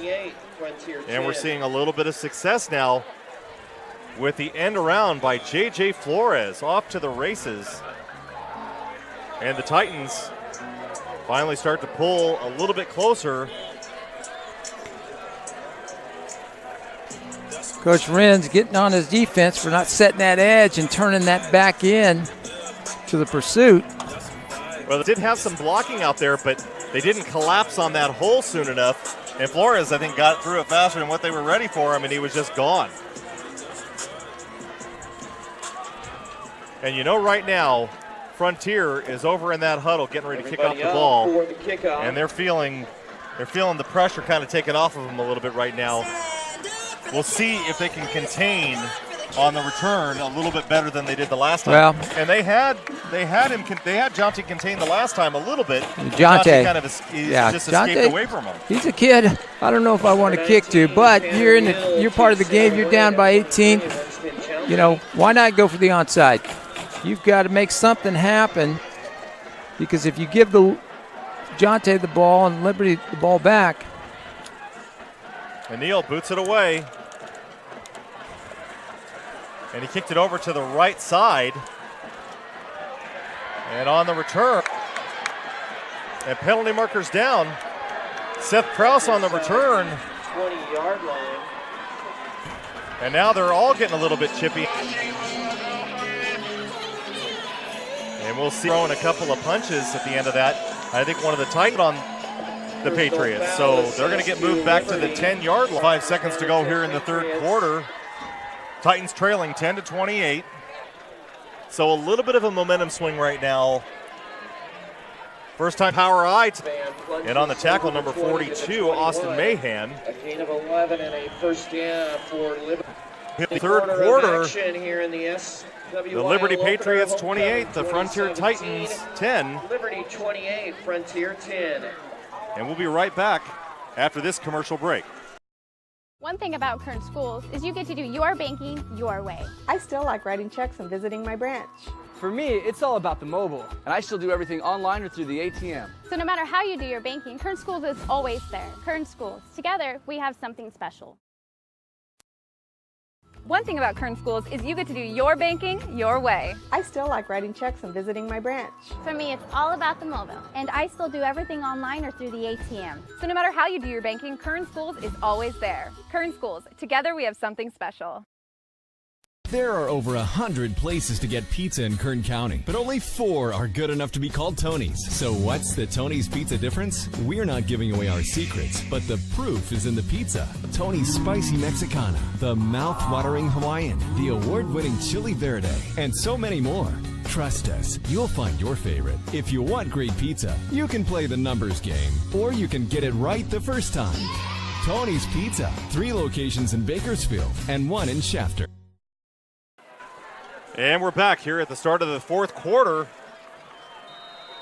Titans trailing 28-10 by Liberty. Anthony Villanueva takes a handoff. No gain on the play. Villanueva with his first carry this evening.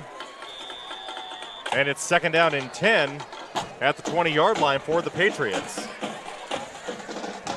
And I have a feeling the coach is going to try and ground and pound this fourth quarter in order to get that clock to expire a little bit faster. Titans down 2.5 touchdowns. Well, they're back into their spread. Hill from the shotgun, Stewart in the backfield. And it's a handoff to Stewart up the middle. Sammy Stewart. Nice tackle there by number 40, it looks like, by Frontier. Yeah. Frontier. So either way, whatever formation, whether spread or power I think Frontier's going to get a big dose of Sammy Stewart here. Pick up a 4 on that play. I'll bring up 3rd down and 6 at the 25-yard line. Correction, the 24-yard line. Coming up at the end of the game, we'll be doing the Tony's Pizza Player of the Game.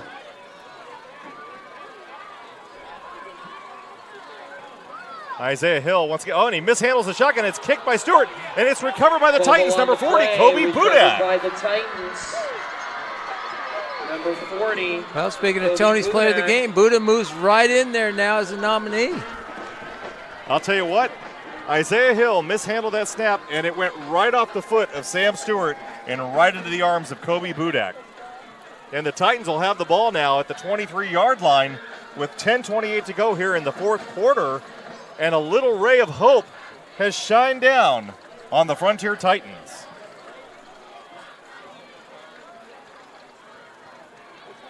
And they're going back to the Wildcat now with Ty Johnson and J.J. Flores. Flores off to his left, but Johnson holds onto the ball, heads right. By Johnson. And he's met with a scrum.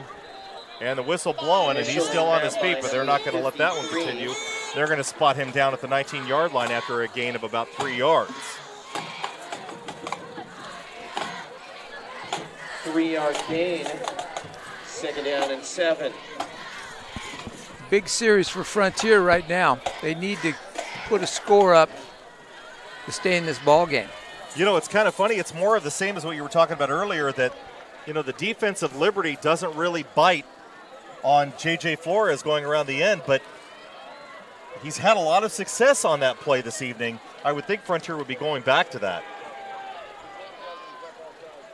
Johnson once again from the Wildcat, and he hands that one off to Flores. Flores cuts back up to the right, and he's off to the left. He's going to head to the corner.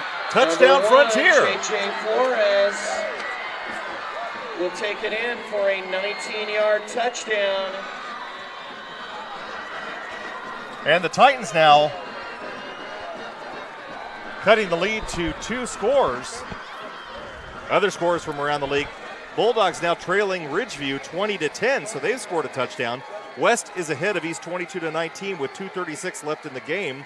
And BCHS really handing it to Chavez 42-0.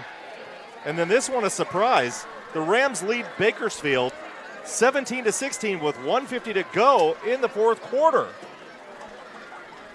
Wow, who would have called that one? Well, don't sleep on Gardas. Don't sleep on Isaiah Martin. He can, if he's going to carry it 40 times, he's going to give you a headache. So the Titans are going to go for 2 here. They're in with the heavy I package. Here goes for 2. This is where they bring in the fullbacks, and instead they fake and go to the pass. Ethan Young, and he throws an interception, and the Titans' 2-point conversion is dashed.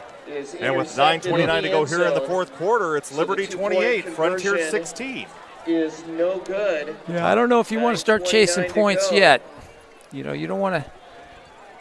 Titans trying to get to within 2 scores. Obviously, well, with the leg of Tanner Neal, they can hit a field goal from quite a distance to tie it up if they get another touchdown. And now it's going to get a little bit more difficult here with only 9:29 to go in the fourth quarter. It is good to see Frontier kind of getting back into this and having some success both on defense and offense. Bakersfield 18, Garces 17. And this score just in, BHS a 2-point run, and BHS takes an 18-17 lead over Garces now with 1:50 left to go in the game. So they were able to convert on their 2-point conversion. And now we'll see what Garces has in store for the last minute and a half in their 2-minute offense.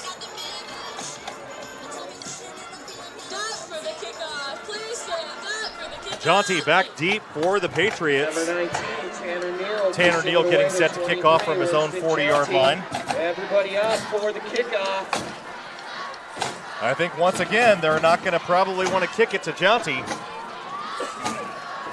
And probably aiming for Seth Krause this time again like they did the last time where they had some success.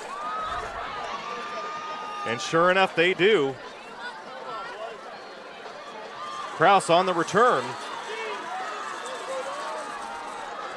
Actually, I'm sorry, that wasn't Kraus on the return. That was number 9. Anderson. Oh, number 8, Brock Anderson is who returned that ball.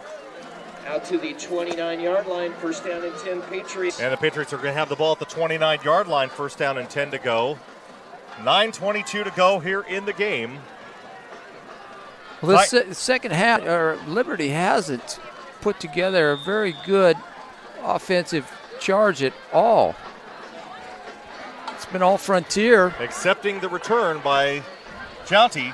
They've had nothing else really remarkable about this second half. Jounty in motion out to the right side, and it's handed off to number 3. Max Shores. Max Shores, and Shores still on his feet all the way up to the 43-yard line. Correction, the 47-yard line. Finally brought down by number 4, Spencer Armstrong at the 46-yard line. The third quarter has just started for our other live streaming game tonight. South leading the North High Stars 12-6. You can watch the game on KernHighNetwork.com. Shores is staying in. You know, every time Jonte's touched the ball, he's done something with it, so I might want to give that ball back to Jonte. Shores on the carry. Brought down at the Titan 47-yard line. Kobe Budak on the tackle. That'll bring up second down and 3. And right now, Frontier starting to see the success of the Patriots in the run game. That hasn't really been there so far in the second half. Sometimes just a little tweak by getting Shores in there, who's seems like a little quicker than Stewart. Less power, but more speed. And the offensive line now just controlling the line of scrimmage and pushing forward. They pushed forward 6 yards on that play. Down to the 37. And another first down for the Patriots at the Titan 38-yard line. And the clock still ticking right now. 8 minutes to go here in the game. Well, this is the first time Liberties came alive the second half, other than the Jonte kickoff return.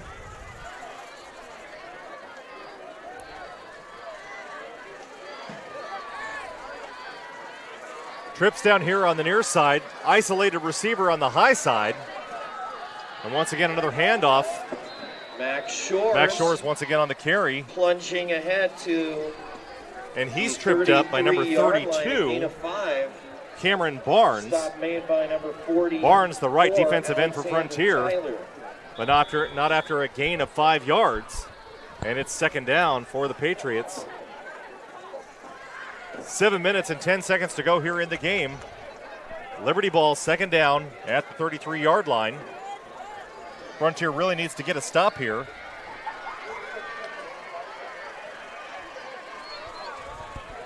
They're almost in Winders. They're almost in Winders' range here for a field goal at least. A little bit of a gain on the play there. Ernest Jackson on the tackle for Frontier drove him back after he'd already gained another yard or two. And it'll bring up third down and 3 for the Patriots. Titans really need to get a stop here. Although I have the feeling that even if it were to get to fourth down, Liberty having the success they're having will probably still go for it. Might be in 4-down zone here, but Winders is a heck of a kicker. Shores with the handoff, and he pushes forward to a first down, but there's a penalty marker thrown, and that may be a holding call called against Liberty, and sure enough it is. They're going to pace off 10 yards from the spot of that foul. Flag thrown at the 32-yard line. That'll push the Patriots back to the 42-yard line, and that'll change the situation here just a little bit. And they'll repeat third down, but now it's going to be third down and 14 instead of a first down at the 25-yard line.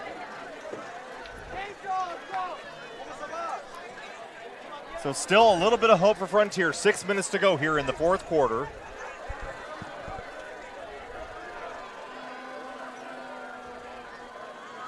Isaiah Hill from the shotgun. And he goes to pass, and it's just behind receiver number 23, Winston Jouty. Jouty couldn't hold on, and had that ball been in front of him, they'd be looking at another 7 points. They'd be chasing 23 again. And number 24, Hunter Riley, will go back and now they're going to bring on the punt team to try and put the Titans back inside their own 5-yard line.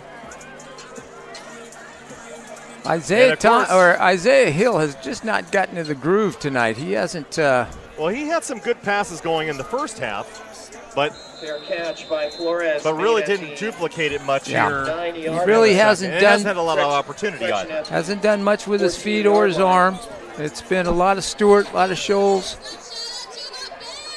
Well, now we're going to see if J.J. Flores can come back out here in this fourth quarter and try to get a real quick score so they have a little bit of time left on the clock. This is kind of do or die time for Frontier. 2 touchdowns is what they need. Well, Frontier's down 12. Frontier's been doing a great job getting the edge in this formation right here. Flores lined up in the backfield with Johnson, who's in the Wildcat formation. And it's a fake handoff. Johnson keeps it. And he's going to push forward and get to the 17 or 18-yard line. Titans now in the hurry. Final scores, Independence come from behind to defeat Tehachapi 14-13 in thrilling fashion. And West comes back to beat East 22-19. Once again, that West High team that I've been talking about this evening really showing something this season. I think they're going to have a little bit of success and probably will win their league this season, don't you think? Well, you've got some – Independence will have something to say about that. I would agree. Johnson once again on the keeper. Ty Johnson. And he's all the way up to the 22-yard line now. 4:56 here to go in the fourth quarter. And number 79, Jacob Jaime. Jacob Jaime on the tackle.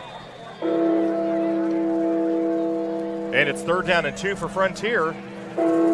That mid-level league there with East, Independence, West, Golden Valley, it's very competitive this year.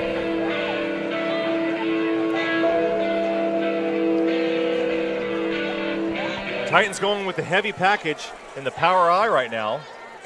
Last time we saw them run this one, or throw it instead of run it, but they're going to run it this time. And I'm not sure if Johnson got to the first-yard line or to the first down marker on that. I don't think he did. The official on the far side has him spotted short. And the Titans are going to have to go for it here with 4 minutes to go.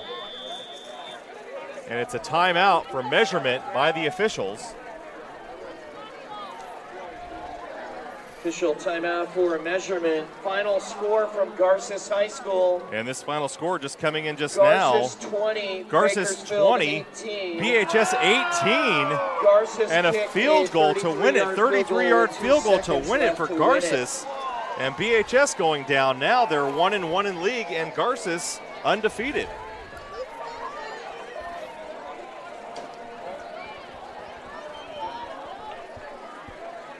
You know, once again, we'd like to thank our sponsors for the Kern High Network, Kern Schools Federal Credit Union, the U.S. Army, Pav Solar and Communication, Premier Lighting, Tony's Pizza, and Raymond's Trophies. And coming up at the end of this game, we'll be polling our staff here, helping out in the box this evening. Fantastic cameraman, Julian, getting all the great shots for us this evening. Also, our producers this evening for tonight's game, Todd Bentley, providing me with all the scores, and Antonio Garcia keeping me honest and in and out of commercials. Thank you, Antonio, for all the help this evening.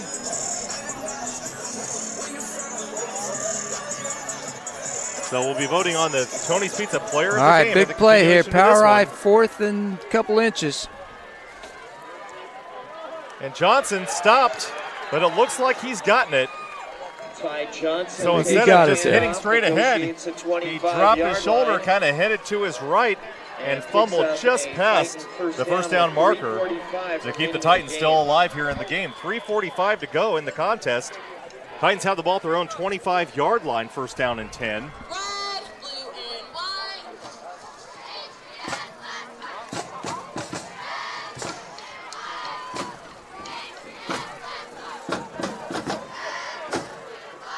Wide receiver Colton Baker line up here on the near side. Ethan Young on the far side. Ty Johnson in the backfield with J.J. Flores. And somebody flinched on the line. Play is blown dead. And that's an encroachment penalty called against Stockdale. Against Liberty. So that moved Frontier up 5 yards.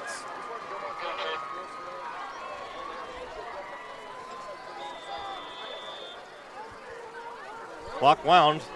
3:15 to go here in the fourth quarter. Johnson with the keeper, and he's not getting much. He's stopped right at the line of scrimmage. By number 8, Brock Anderson. Final score from Stockdale High School, Centennial 31. And now we're getting a score report here over the loudspeaker. Stockdale 31, Centennial 9. And Stockdale really showed up and seemed to put that one away. 31-9. Centennial won tonight. Okay, I thought I heard it wrong, so I guess I was. Thank you, Julian, for correcting me on that. Ethan Young to throw, Dusty Montano to throw, and he misses his receiver. Number 4, Spencer Armstrong out here in the flat. Montanio's pass intended for number 4, Spencer Armstrong. 3rd down and 5 for Frontier at their own 30-yard line. Clock stopped at 2:30 here in the fourth quarter. Titans trail 28-16.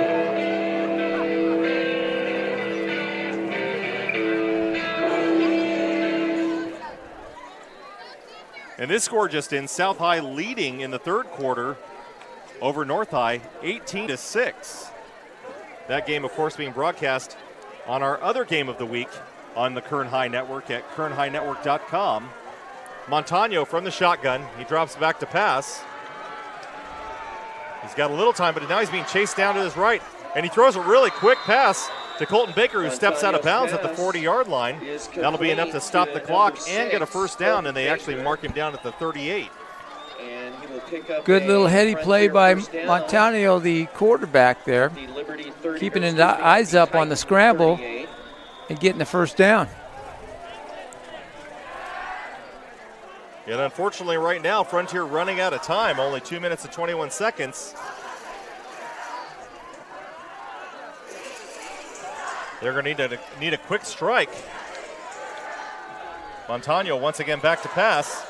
He throws down the sideline, but it's caught by Colton Baker. But he's called out of bounds, and that'll be incomplete. Second down. A great grab by Baker, but again, not able to keep his feet down.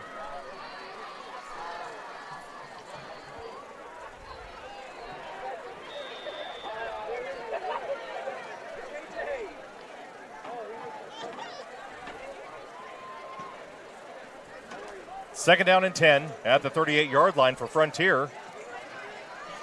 Montano once again from the shotgun, back to pass.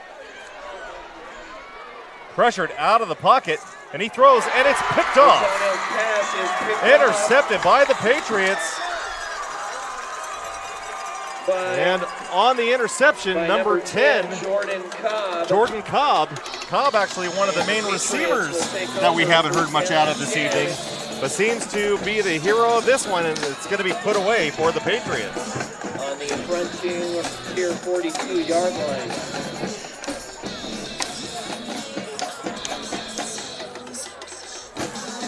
And Cobb returns the ball all the way down to the 42-yard line. And with 2 minutes and 5 seconds to go, Frontier trailing 28-16, and this one seems to be in the books. And Liberty not able to get set with the play, so they're going to have to call a timeout here. Timeout, Frontier. Correction, timeout, Liberty.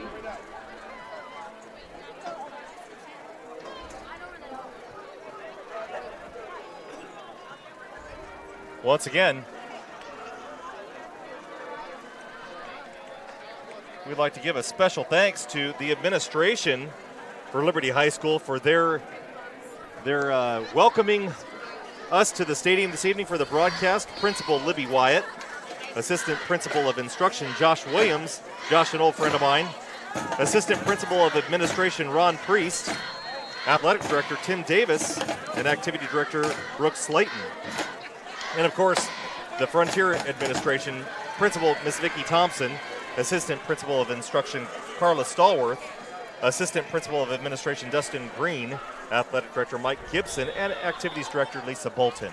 And once again, a big thanks to the Frontier High School Marching Titans for coming out tonight, as well as the Liberty Band that was here as well, and the great music that they provided all night long and rooting on their team. A great showing by both schools' bands, and it makes the high school experience and the football games here so much more inviting and a lot more fun to come out and watch, don't you think? It does. They did a great job, and the halftime homecoming was a ridiculous spectacle. To say it at least. I don't think I've ever seen one that nice. I don't think they put them on that nice in college. I think we all need to see what their budget is. That was incredible. I've never seen anything like that. The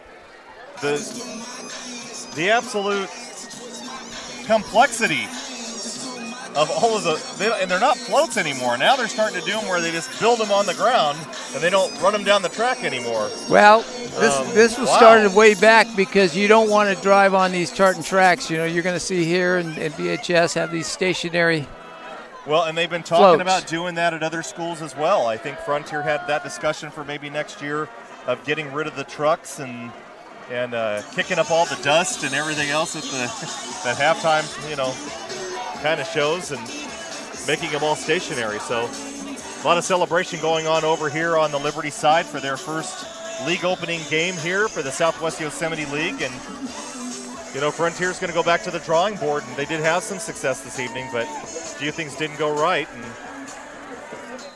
on the carry, once again, number 3, Max Shores, and he's going to kind of carry the load here for the remaining of the game. And there's a flag down, and the clock stopped at 1:35. Actually, the clock's still running now. And now it's stopped at 1:32. Well, Frontier may get this ball back again before this game's over. And an unsportsmanlike call on Frontier, and that's going to be a first down, and I think that they're probably not going to get the ball back. They won't get it now. And you know what? That's been a little bit of an issue this evening, I think, with Frontier. They've had some of those plays where they've had personal fouls and unsportsmanlike conduct calls that really shouldn't have, that were not advantageous to them. I mean, they really hurt them in certain situations. So I'm sure Coach is going to tighten that one up a little bit. I know Chris, and you know what? He's got a really good staff over there. They're building a program, and of course we wish him all the success in the world. He teaches at Frontier High School. He's a special education teacher. Teaches with my wife Christy in the special education department there. And you know what? He's definitely building a good program, and we're really looking forward to seeing how he does in the next few seasons. I think you're going to see a lot of games that aren't going to be blowouts. In seasons past, we've seen Liberty blow out, Bakersfield blow out some teams. I think you're all going to be a 2-touchdown difference between a Stockdale, Centennial, Frontier, Liberty, and Bakersfield. That Garces game this evening was a barn burner. Garces coming back with a 33-yard field goal after only a minute left to go. BHS had just scored on a 2-point conversion to go ahead. Yeah. I mean, they could have tied it up at that point, but chose not to. And like I said, there's a lot of parity in this Southwest Yosemite League. Now it's a whole different ballgame when they have to go up north to the playoffs. Yes, indeed it is. So the clock now ticking. 50 seconds to go here in the contest. Frontier still trailing 28-16. And the Patriots in the V formation, they're going to wind it down as far as they can. Isaiah Hill's going to take a knee, and we're going to put this one in the books.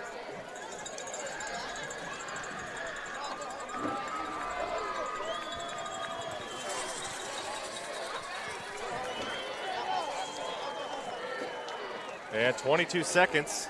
Hill takes the snap, takes a knee. And Isaiah Hill will take a knee. Frontier will not stop the clock. Congratulations to head coach Brian Nixon And the Liberty Patriots as they open And then once this game is over, just to let everybody know, we're still broadcasting the South High North High game over on our other channel, and that score right now in the third quarter, 18-6. South High leading. And that's pretty much going to do it. The Titans fall to 0-1, and the Patriots 1-0 in league. And we'll be right back after this commercial break. One thing about Kern Schools is you get to do your banking your way. I still like writing checks and visiting my branch. For me, it's all about the mobile. And I still do everything online or through the ATM. So no matter how you do your banking, Kern Schools is always there. Kern Schools. Together, we have something special.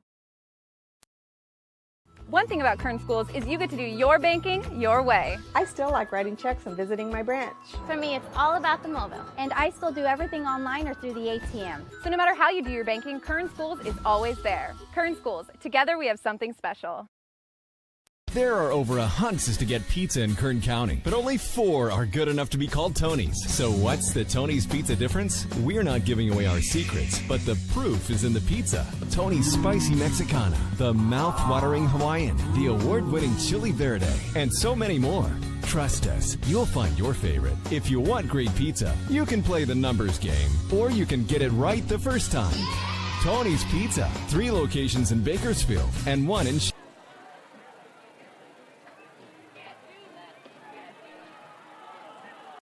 One thing about Kern Schools is you get to do your banking your way. I still like writing checks and visiting my branch.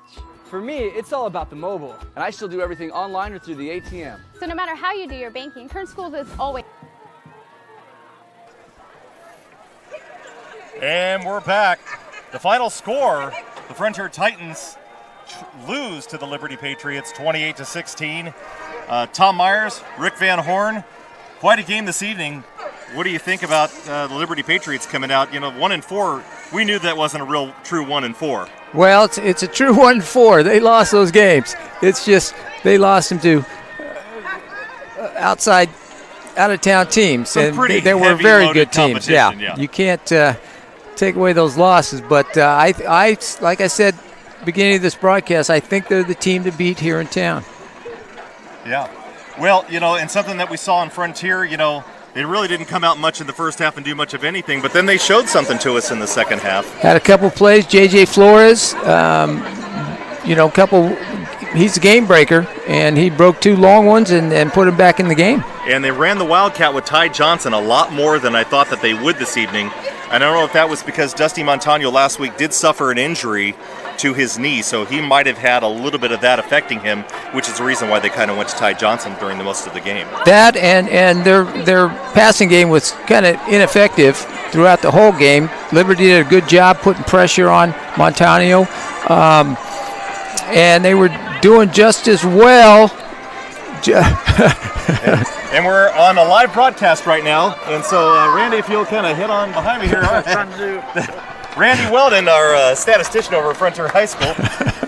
It's live TV. You never know what's going to happen. So now comes to the point of where we discuss the Tony's Pizza Player of the Game, and you know what? It's a 20% vote up here this evening. So we've got myself, Mr. Van Horn here. We've got Antonio Garcia, one of our producers and directors this evening. We've got Julian Wilson, and then Todd Bentley. So Todd, we're going to start with you. You get a 5th of the vote. So who's your vote go towards? He says Isaiah Hill. Okay, so Todd Bentley with Isaiah Hill for the Tony's Pizza Player of the Game. Julian, who do you think? Julian Siglin with the number 5, and that's Sammy Stewart for the Liberty Patriots. And Antonio, how about your vote? And he's saying number 5. Sammy Stewart, and so we've got 2 Sam Stewarts and an Isaiah Hill. Yeah. Now there were some good candidates. The linebacker for Frontier, Kobe Budak. Yeah, had a great second half. J.J. Flores had a great second half. Made some plays. Jonte had 2 big plays. Yeah, that touchdown return in the third quarter, which was their only score in the second half. And a big catch in the first half. But the guy who did it on both sides of the ball, just like Julian said, Sam Stewart. And so both sides of the ball, yeah. Sammy Stewart, the leading tackler and leading rusher for Liberty. And, of course, So we've got 80% of the vote in, but I've been told that my 20% is congratulations worth 80%. on your game. So any thoughts about the next one? I'm not going to trump anybody. I'm going to go with Sam Stewart. Sam Stewart did a great job. We'd like to take our hats off to Frontier. Sam Stewart, great football you are team, the Tony's Pizza player game. So very tough. We're really pleased with how we started. Anything else to add, Coach? And no. This is going to be like I said. They're going to get a lot of ball games like this. 14-point ball games throughout this Southwest Yosemite League. Not going to be a whole lot of blowouts like we've been used to in the past. It's going to be a tough league. Yeah, I believe so. So once again, Frontier goes down to Liberty on their homecoming night, opening night of the Southwest Yosemite League, and now they'll be 5-1 overall. The Liberty Patriots move up to 2-4, 1-0 in league. And on behalf of everybody here at the Kern High Network, I'm Tom Myers. That's Rick Van Horn. So long, everybody.